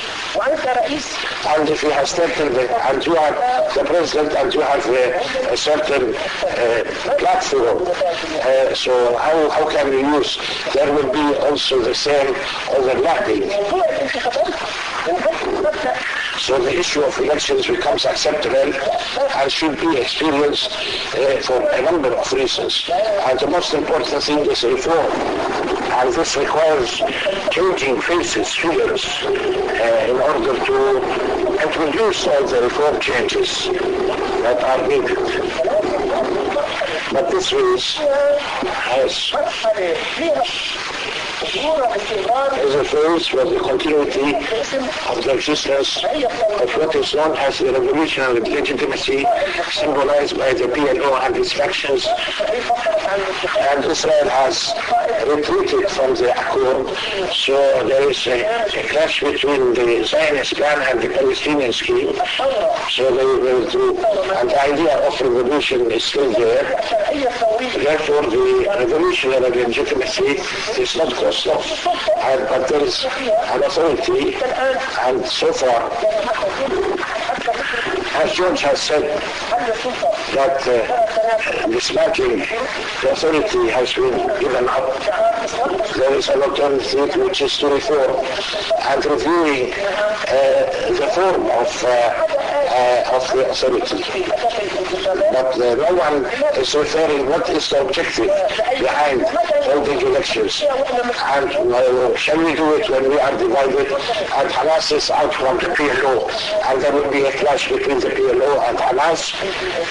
Such situation that we are facing requires that we accept the principle of elections for a variety of reasons. But there are very pertinent questions to find a balance between the revolutionary legitimacy, which is the program of the PLO and the national plan, and to have an authority that will enjoy a certain legitimacy with institutions that work according to the rule of law. And so this needs to have written agreements by all stakeholders, including basic laws, so that we do not fall in the same problematics that we faced in 2006. So therefore, rushing up to go to elections without having the proper preparation is the experience of the of 2006 that we have to advance the revolutionary phase is still on the constitutional aspect and the civil laws, including the election laws, that we lay the foundations that are clear-cut for the purpose of elections. Where we might have the percentages of representation, that the government should be based on a broad front and not, factional allocation of distribution of power. We may have an election that does not grant any of the factions to get 50% plus. All of it does not get 50 for the rest of the factions, or within the faction. So a system of elections is possible without the absolute control of any party, and that the elections will be a way in to take power. And technically this is possible, and in terms of implementation, but understanding should be reached too, and we don't want a repeat of the 2006 experience. Thank you, Dr. Azmi. Well done. We will open the floor for discussion.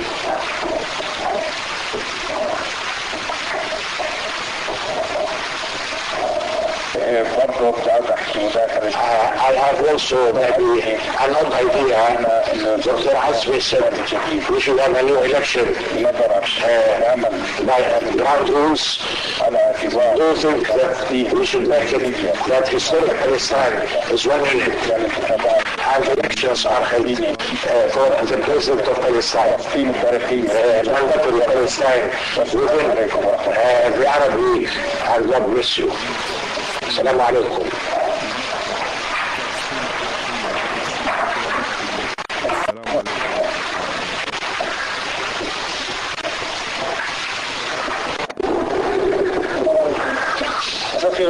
Good evening, everybody.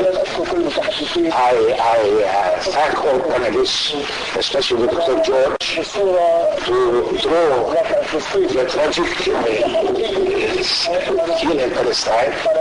I agree, so I see eye to eye with this presentation. All the reasons mentioned by George represents the Palestinian experience after 2006 that led to the division in 2007. I see that the elections are very important. To occur under occupation, maybe it's a unique experience that only this is an experience of the Palestinians. Repeating the same to see why the experience stumbled, I think is wrong. It will lead to another fiasco. And I agree with Asmi that we seriously and authentic position to take. Internally, maybe we do agree. And I see we could see eye to eye of how we have a consensus. Does international only accept the existence of Hamas and Jihad for people representing the Palestinian people in front of international bodies? Does the international community condone this? We as Palestinians accept to probe into an experience that could be totally rejected, whereas we insist that this is our election is an authentic reflecting on the Palestinian people, and to impose our respect on all the world. And we are able to impose our respect through our respecting ourselves and our internal elections without any external interference. We could be very enlightened in order to push this experience to be accepted by the world or not. That's the question. Like Azmi mentioned, elections for what? What are we after? What are we seeking? There must be an objective. Is it to take all the forces in order to return to the or is it to a state and the parliament and whoever yes, the majority forms the government and implement their policy? Only, really. سؤال للدكتور عزمي أو السؤال الأول. My first question is to Azmi. إنه What is suggested here, if I grasp it, is understanding within the various factions in order to have elections within the framework of consensus and reaching a compromise is a common ground for these factions. Is this related to the interests of the people?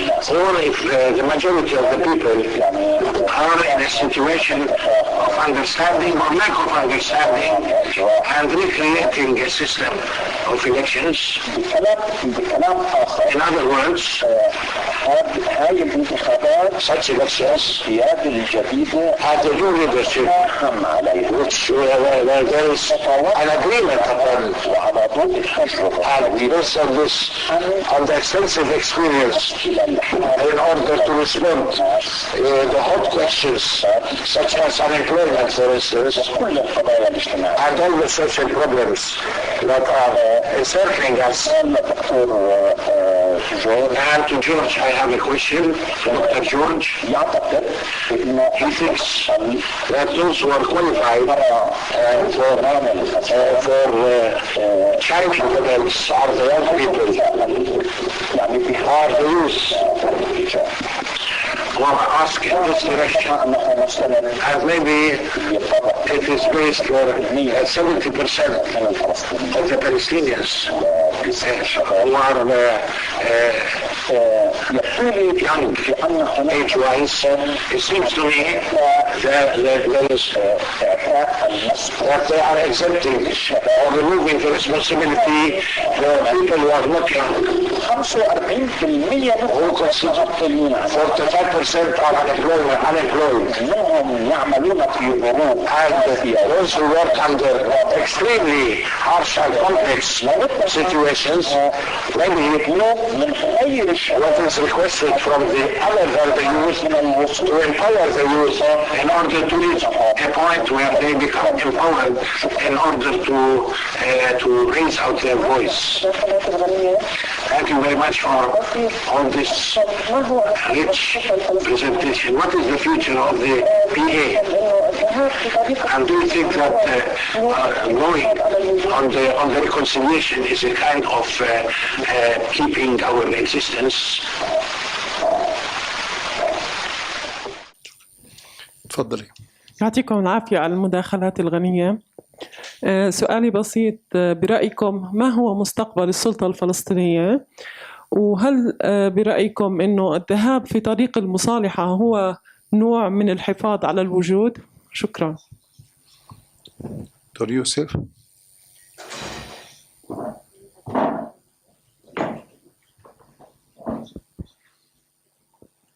First question to George. Do you also see that the division within the Palestinian society is based on the differing aims since Oslo, that being the liberation of Palestine being one aim and the two-state solution another aim? And that's what's divided us ever since. To Tawfiq, the first thing I tell my students when I teach the course on Palestinian economy is that there is no such thing as a Palestinian economy. There's economic activity in the Palestinian territories under the control of Zionist settler colonialism. You said neoliberalism isn't in place here, in a sense. But then, given the concrete conditions that we see today, can we describe the present socio-economic situation as a kleptocracy? And for those who don't know the definition of kleptocracy, it literally means rule by thieves. Rule by thieves. Harabiyya. It's a literal translation from the Greek. Rule by thieves. Kleptocracy. سؤال مطب يا يوسف. Yeah.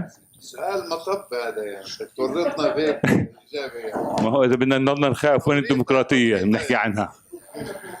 تسألني أنا إذا لا ما هو. Well إحنا مؤتمر عن ديمقراطية. We can't speak our mind معناته why are we here? طيب. في سؤال ثاني. One third question. I lived through the first Intifada. And I lived through the second uprising, and I would not call it an intifada. And I would not call it a second intifada.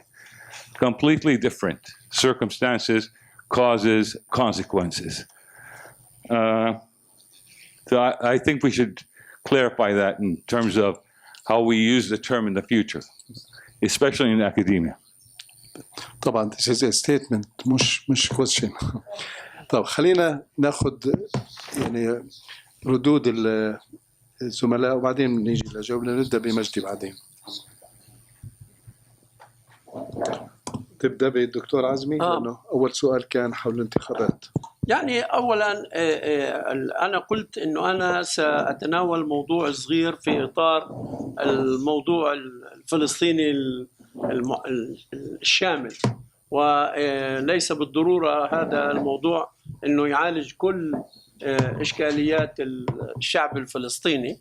وبالتأكيد أنه حتى اللي قاله الدكتور جورج حول السؤال الغائب. This is a statement, not a question. Let us take the responses and we'll come to the second round.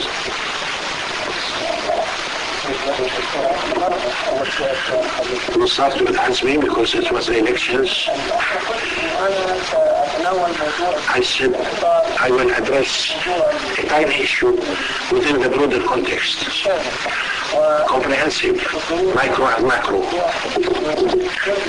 This does not mean that it will deal with any problematics that we are facing, multifold. And for sure, even what Dr. George has mentioned about the missing question, which is the essential element that gathers the Palestinians, which is our national project or our right or our platform, economic otherwise, that emanated from all the Palestinian problem. I have my reservations about what George mentioned. I hate this again. That we are surrendering or we are giving up. We are giving up. It must be a question of giving up or surrendering, not as much, but standing aside. But within their internal heart, the Palestinians and their culture and identity, there is an amazing force of the underdog, and the feeling of the oppression and suppression from the Israelis. This feeling of standing aside very easily, if we do not have an acceptable leadership that will grasp the situation and a clarity within the framework. Even if the program as a whole is shady, even if it is on the borders of 67 and the right of return or the self-determination, in my opinion, the Palestinian people can rise up again briskly. We've seen in the first Intifada, because it was a united leadership, and it used to abide. What happened in Jerusalem? They felt that their dignity has been trespassed, and they wanted. They found out, a kind of leadership where they have confidence, not in general like the PA, which is lacking the confidence of the people. George is okay, it's dangerous what he said, but I'm speaking one of these complexes that we have to take everything into consideration, including the unity. It needs hard work, and the reform also needs sort of homework, preparation. There should be agreed upon. And as such, the elections must be understood. What are we seeking after these elections? What are we up to? Where are we heading? And at the same time, let's not think that this will solve all the problems of the youth. This is one of the mechanisms.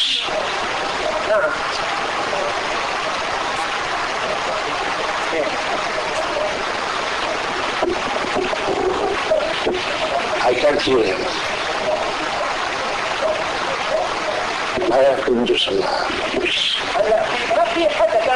There isn't anybody who is under pressure, such as our people in Gaza during the recent periods. No one has sustained. But how did the people behave? When they heard there is authority, they saw that they built up hopes that is winning for them. They sort of went in large numbers to welcome when they find that there is a government that represents the overwhelming, and there were elections, and there is a reform program. Yes, this is the way to solve their problem. They don't have hope with the lack of fair institutions that distribute the resources and to respond to their needs. Anyway, we are in a phase where there is no distribution of booty. So the people, there is a just distribution. And the first authority will solve the problems. But if there is a national unity government with the participation of all stakeholders, they will share the burden and they will accept that there is equality and not, somebody to take concessions and capitulations and director general and cars and offices and facilities where others are deprived and unemployed. We have to review the program of the PA and its performance and tools. And this slogan was raised. So if there will be reconciliation, we should not surpass that. That we agree, but then we come to the elections and everything is in shambles within a united leadership. Does this problem solve the problems? No, but it will mitigate the sufferings, where they will go from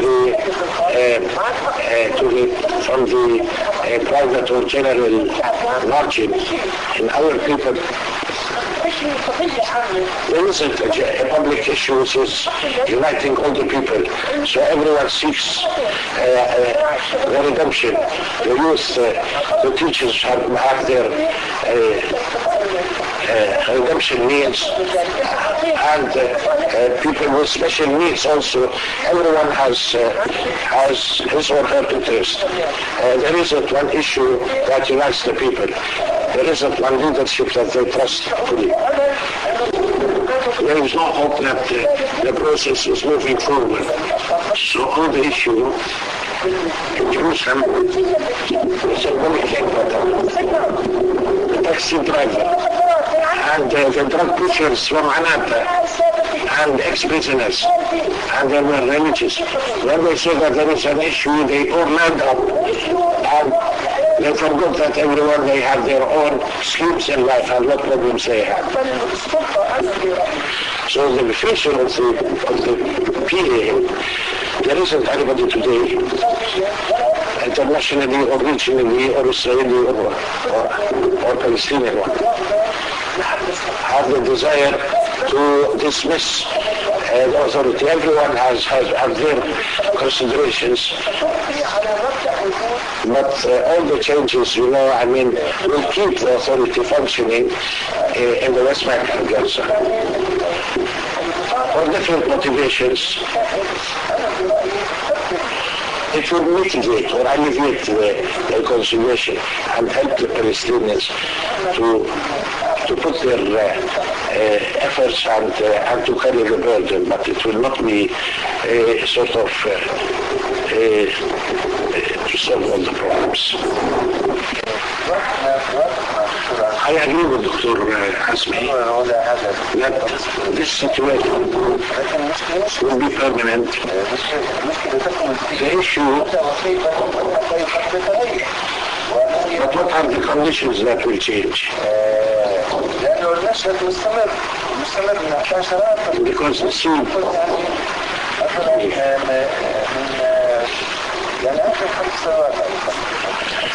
during the last 5 years or so, and I have pointed out that maybe this is an interim phase, but under circumstance, and there will be a change, and it's not happening. The change is not forthcoming. The set have been drawn, and the current situation, and the stability, and this is what's explosive. how will be the change and how it will happen and who will bring it forward? I did not say that this is a solution. While the Zionist scheme is ongoing in Palestine and other projects are at a standstill,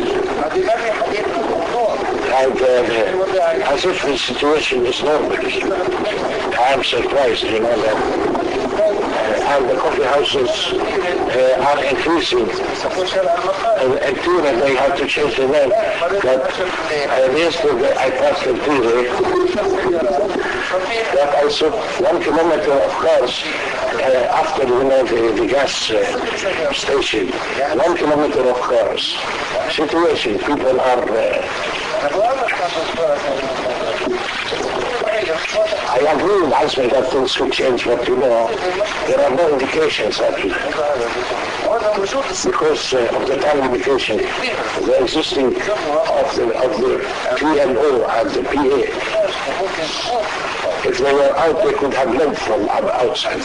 But under the Israeli hammer and having vested interests that are there, that new groups.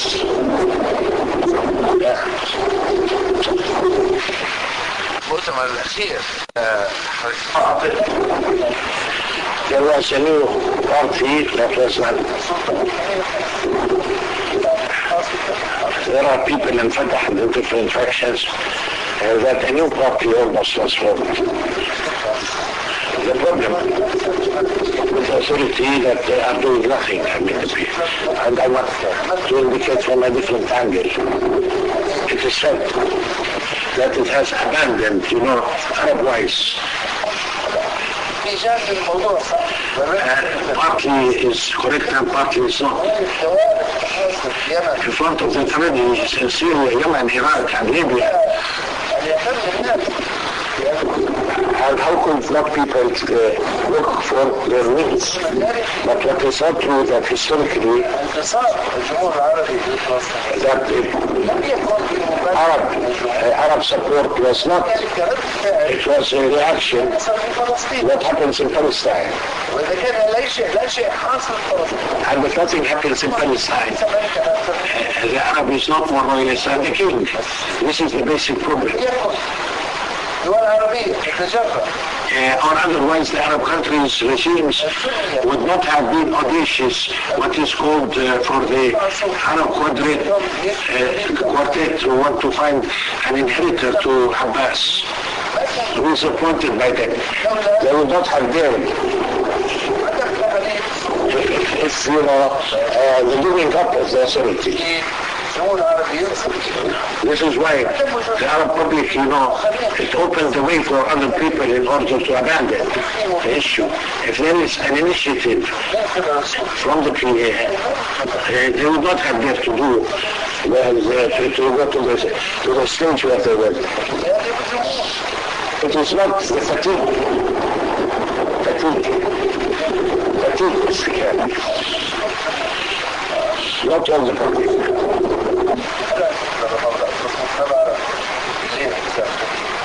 I don't know if Ahmad, in Hebrew you have 1 kilometer of cars. Probably smoking Garguli. I doubt it.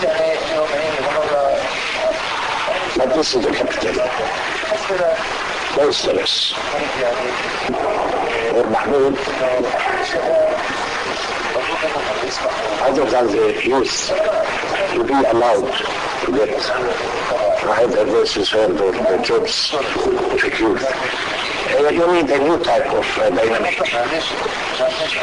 There is a question why there aren't new parties, not in the form of a traditional party which is pyramidical or what have you.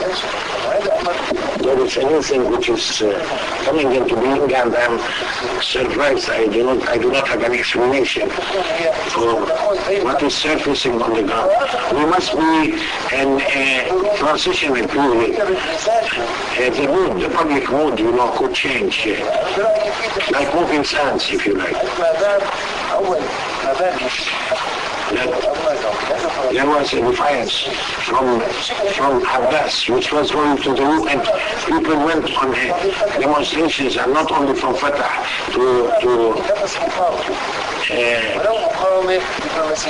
even if it was a diplomatic kind of.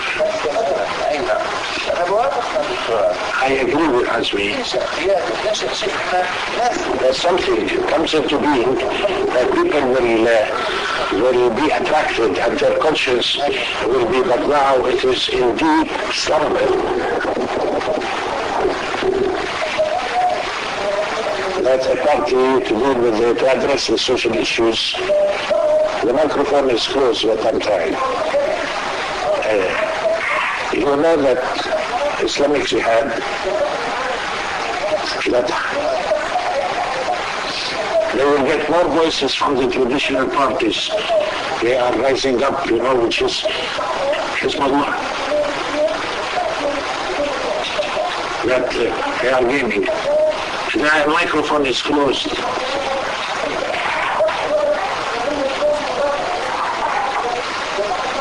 Yeah, thank you.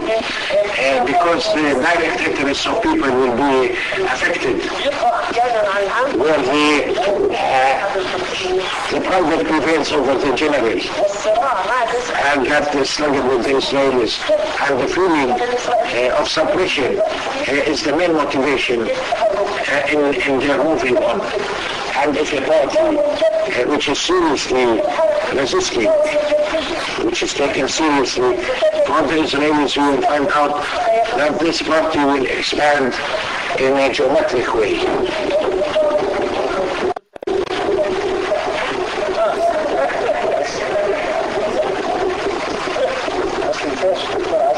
Don't forget Dr. Azmi.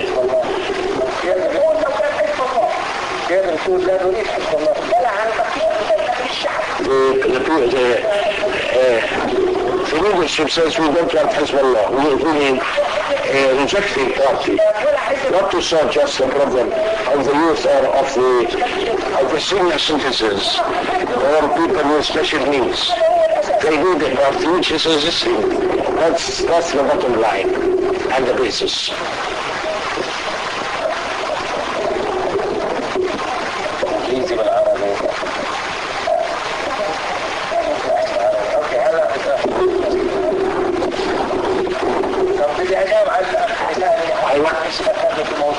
To answer. He reminds that we don't have Palestinian economy. This is well known. What is called is 5% of the Israeli economy, which is the large portion. I agree with you, of course. But at the same time, the dream of Palestinian economy was used as a bait during Oslo to encourage us. All of us, not just, the big sharks, the big fish, to improve the economic situation and life. And many people swallowed this bait. Let's be open about it. And then you asked another provocative question. That we are living under kleptocracy, kleptomania, which is the rule of the thieves. By Arabic, I'm managing. It's rural Arabic. Okay, go to this question. As an academic, if I want to analyze, what is this system? Kleptocracy.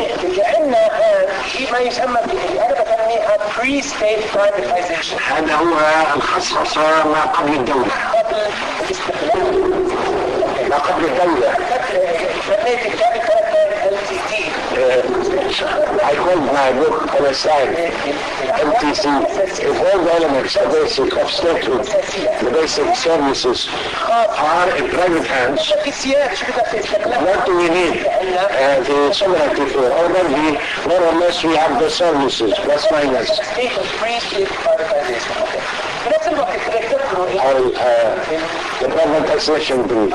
You might also recall that we have profits which are not bad, but at the end of the day, the people who invested here, it is one of the dossiers. There are bigger shares in the Gulf, in Jordan, and elsewhere. This is just one dossier. But also, let's be frank, privatization of the popular plays a role to maintain a margin of an independence of an economy from the funders and from the angle of Israel. Privatization, which is under the table somehow. And this was a strategy that since a while we've been engaging in. Let's admit it. But this has its pros and cons. And you have to incorporate it in a wider framework.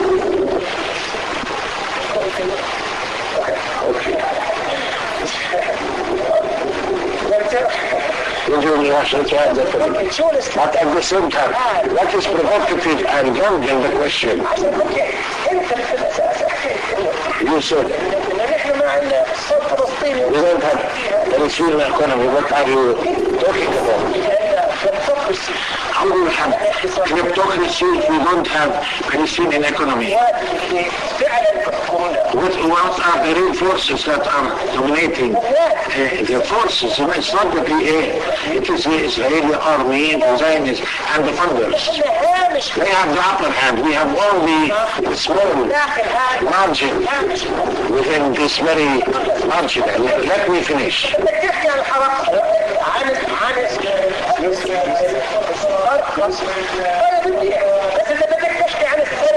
If you want to speak about kleptocracy, the rule of thieves, of course it's there, you know, I mean, we cannot hide it. But simultaneously, you have to say that Israel is winning the shows. They are the big thieves. 70 cents they take from every dollar that enters the country. This is and the dollars that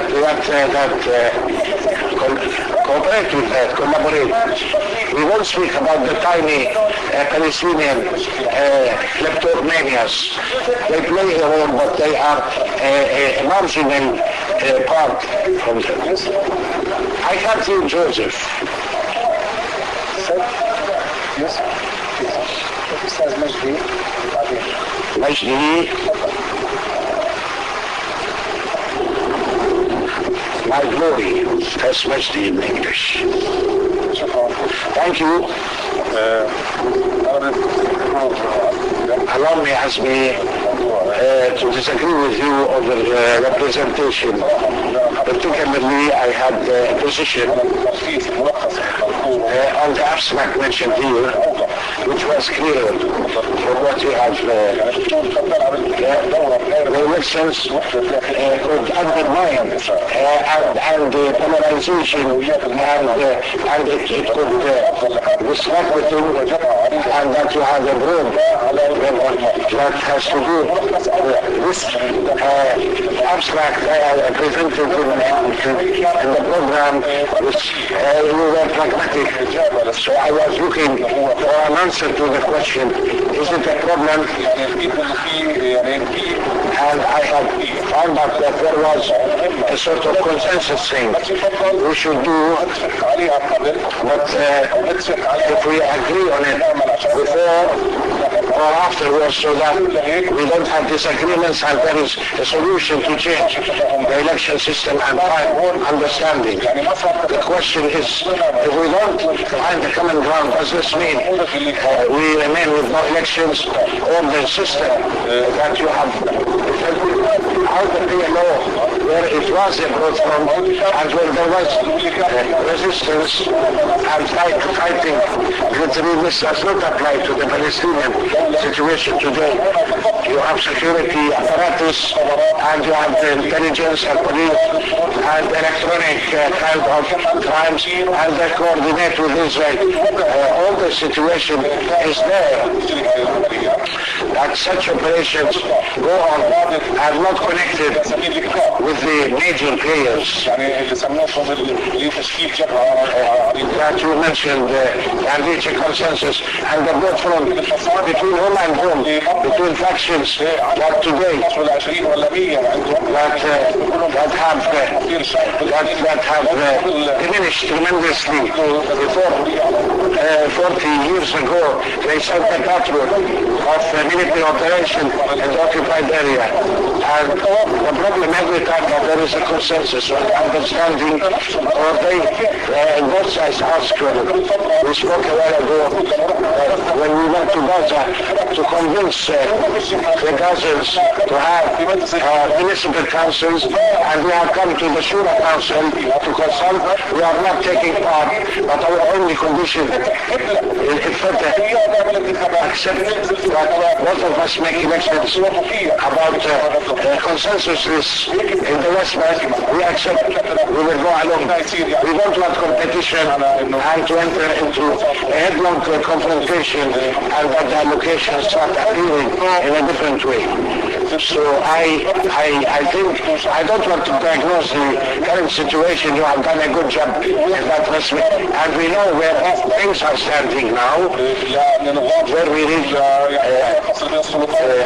about a totalitarian system. I think that we cannot request right now to have understanding procedures. This is all fine, but we should also have to impose that there will be elections on a regular level. Not, I mean, according to the rule that in case they see also the unions are also paralyzed, and the NGOs, and also the universities, with the alibi that the situation is not allowing. I think that the elections must be a demand and we should pressure in looking at and not link it with the agreements among the various factions. The question is mostly, you say we should impose. Who is we and how? That's the question. Who is us? It means that the second session was closer to the reality and they were better comprehensive for me. This is national liberation. That's the essential question, that we determine elections or conciliation, democracy by this basic question and not vice versa. That's the first point.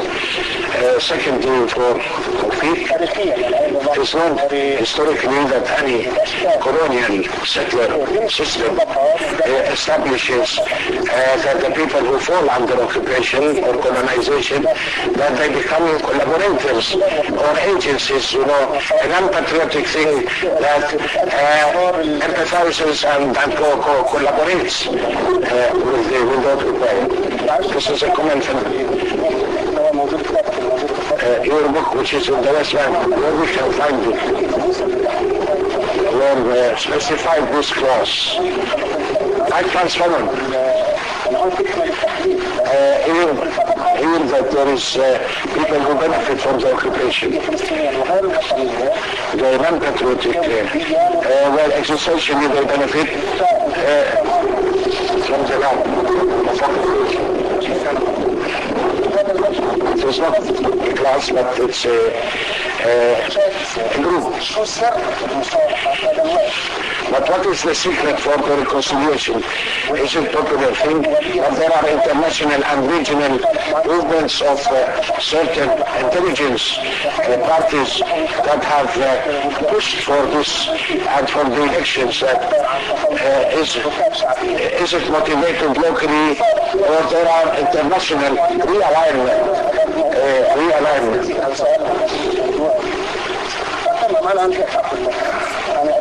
come through. I hope that there is some connection. But due to time restraints, we should wait tomorrow to hear what happens according to the community engineering. This is at the core of the issue that might respond to many of the questions. To many of the relevant questions. This is very exciting because it is posing our course with all its, when he speaks about fatigue. I speak about that success leads to success. If a small success that the authority was, it can be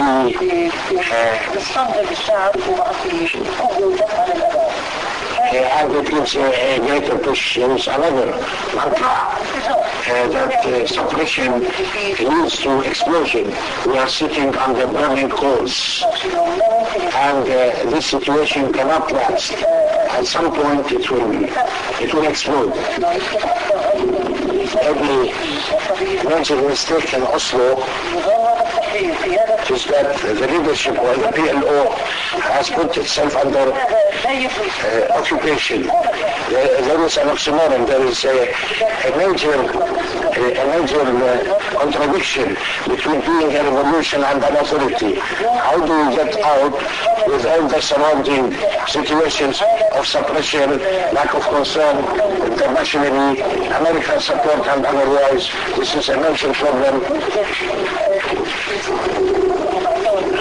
That all the Palestinians come together, how to get out from this closed alley, and God help the new generation to be able to get out of this mess. My first question, maybe Asmi can answer me. The elections, usually, it is a procedure that brings out a party to rule. In the Palestinian situation, either Fatah or Hamas will win it. If this happens, okay, in order to run the affairs of the authority. But what is needed to be done to direct the national, that sort of became distance, because the authority stands at the opposing edge with the extinction of the PLO. And could you establish an authority for the liberation of Palestinian authority? Second question to George. Due to a situation which is very delicate, it is a byproduct of the occupation, or the process of the PA, or the Ramallah sort of not functioning properly, not being efficient.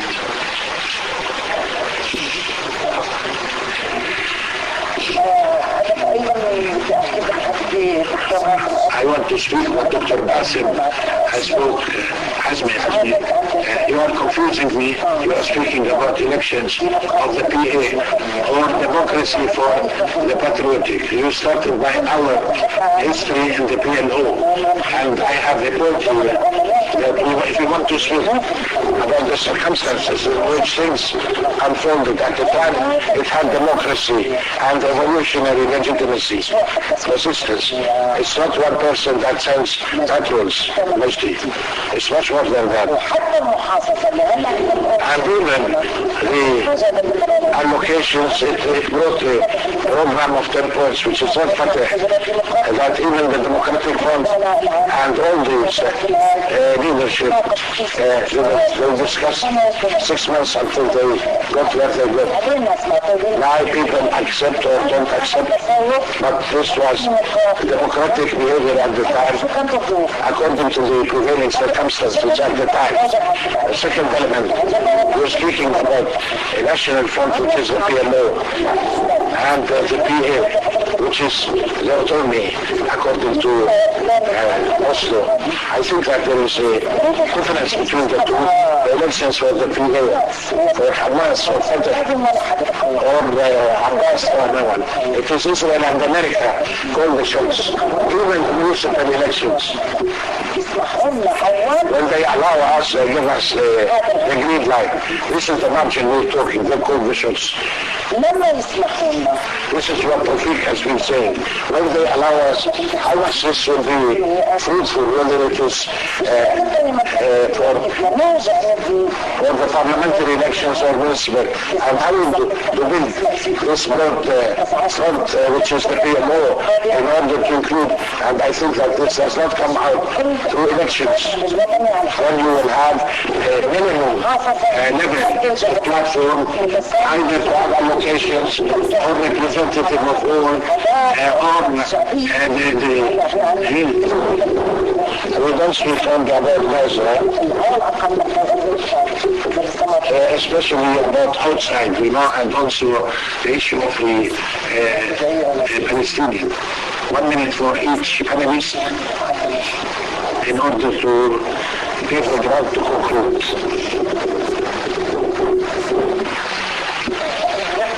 We are speaking about a decision to conduct elections to the PA. In my opinion, this is one component which is it is in order to conclude have the consultation and then the division of the land.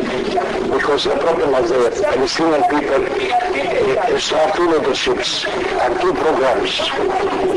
So we must reconstruct our national platform, and to have a unified leadership is the basic. And the PA, each can speak whatever they want, but the PA regardless how it came. But it is a decision from the Central Committee to establish the PA as one of the tools that directly for the PLO in order to continue the issue of struggle through the mandate that was acquired for West Bank and Gaza, and it is not separate from the PLA. And practically the head of the PA is the same head of the PLO, and the majority in the PA, it is the majority of the PLO. So we cannot separate them. But the question is, how do you view the authority as an independent country and its tools, or it is one of the tools of struggle that we need to use.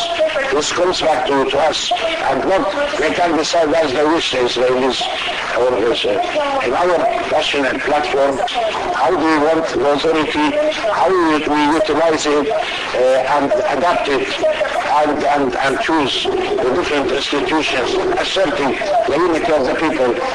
But now the options in front, go to elections, that leads to confrontation like we had. No, I defer it to the elections. That's my opinion, rather than to have a second division and fragmentation. That do we prepare as the president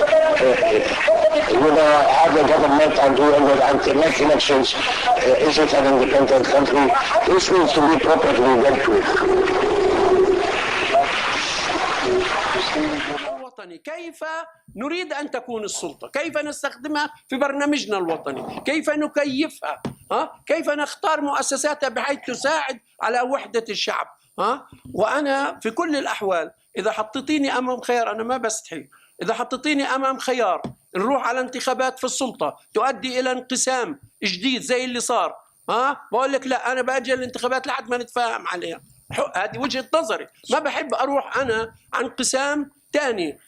وهذه أولويات اللي أنا ذاكر فيها الأولويات، إنه الأولويات إنه نحضر جيد ولا نروح بدون تحضير زي ما بنادي الرئيس، سوي حكومة ونروح على الانتخابات واللي بيفوز يأخذ البلد.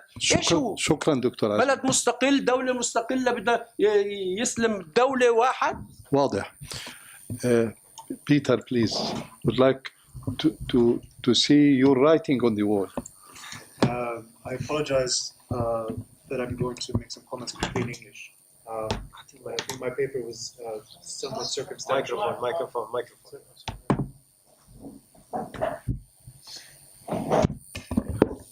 Just a few comments. I think it's interesting. I'm in full sympathy with Dr. Shraby's argument, but it's interesting to ask, if you think about it, what do we want from an election? Because the election is supposed to be precisely an expression of want. So you're saying, what do we want from the exercise of figuring out what we want? And if it points to something, it's precisely this sort of trap that the establishment of the Palestinian Authority has put Palestinians in. And it's really a question of identifying or locating a new sort of political subjectivity. On the topic of national economy, you made this comment. I don't necessarily know how much is at stake in that, but the national economy, as you may know, is a fairly recent concept. It's 1940, 1950s when we first started talking about it. You know, Timothy Mitchell's written about this, and it's a political tool. It's an instrument. And the interesting thing about the national economy as a political instrument, as a kind of a concept, it emerges precisely in the moment when the European countries are basically losing their empires, and so they have to think about political projects not in terms of geographic boundaries and frontiers, but what is going to be our project now? It's going to build something. It's called the national economy, and you start measuring that and so forth. But it's a construct in a certain sense. I think that's it. Thank you, Dr. George.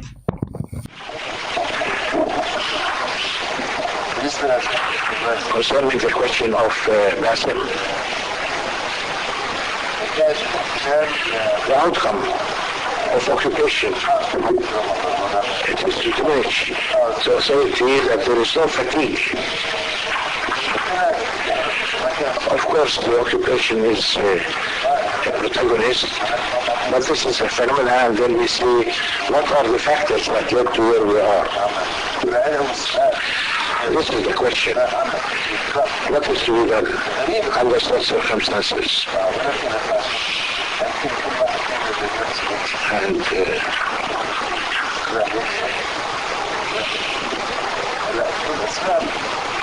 what are the reasons? It's difficult to determine. Some issues we refer to among us.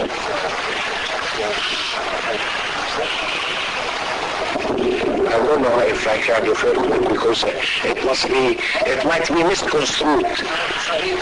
Undoubtedly now Israel has won this round. That it has given a defeat to the Palestinians. There are a number of reasons for this. We cannot support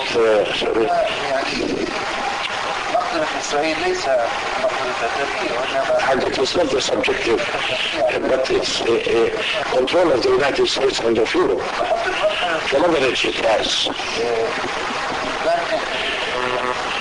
That in 1982 had the flushing out of the PLO. That after that they did not have a role to play after Arab Rise International after 82.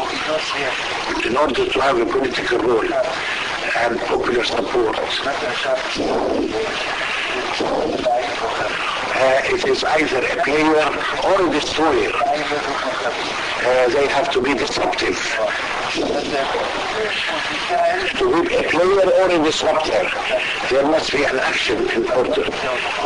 And then it was the land adjacent to Palestine, Jordan and Lebanon. So this is the Oslo path,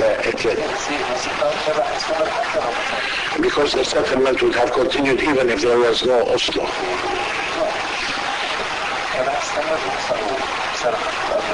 And the grabbing of the land would have continued. Anyway, this is schematic.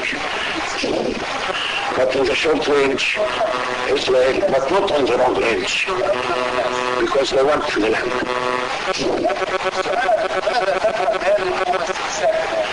But what do you do with this hibernating force?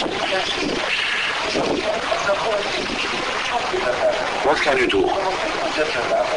And what will be the agenda? If the two-state solution has ended, not to have temporary borders, what are the other options? I think we are in a transitional period that people will start seeing that the two-state solution, this is not reflected still in the public broadly enough. You still have support, even if it's diminishing, but it is still declared.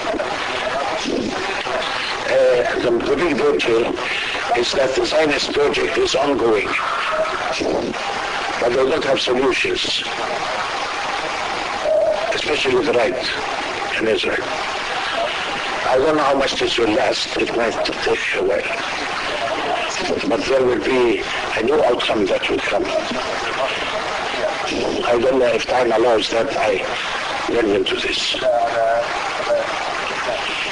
Human rights issues might surface. The issue of water, lands, planning, building, that's affected. But gradually it will become political requests.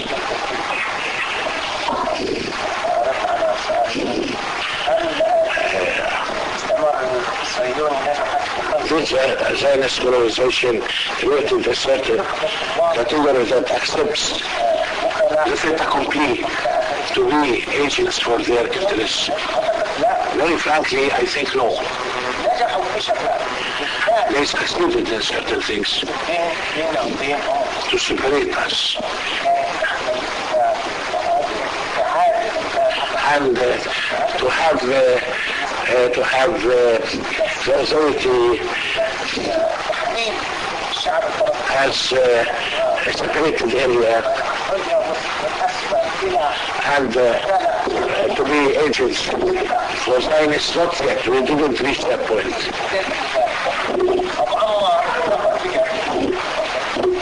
Arafat refused. This is why he was killed. The Palestinian people also refused Oslo in the second Intifada. Mr. Abbas. He is also rejecting, and the people are refusing. With no respect, they did not succeed to create people who will be aligned with the imperialism or settler colonialism as a buffer zone. To have or negative peace. There is they created a class that have an interest in the status quo. ويضعون مصالحهم فيه. And they put and seriously their investments للأرض. And the profits will come after 20 years when they start marketing them. Although this is not a steady and a constant status quo, it will boomerang. This is a basic component. I did not refer to it. When the Americans plan to play on various possible scenarios that could come out from the scenarios that they chose, they wanted to create the idea of rejuvenating that Jordan will take over control of the West Bank is still there.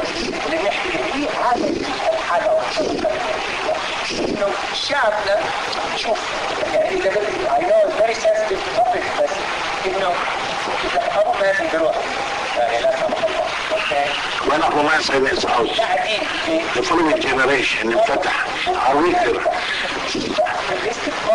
and there is comfort, and the investment fund want to maintain their funds. Part of them will go where that Jordan is more stable. And they might succeed there. I mean, because the issue of Jordan taking over is right. But let's talk about it. I know. It's very important that speculation scenarios will come tomorrow and elaborate on this. Thank you for all the analysts' interventions and undoubtedly, and thanks for all the questions that were raised. And see you tomorrow.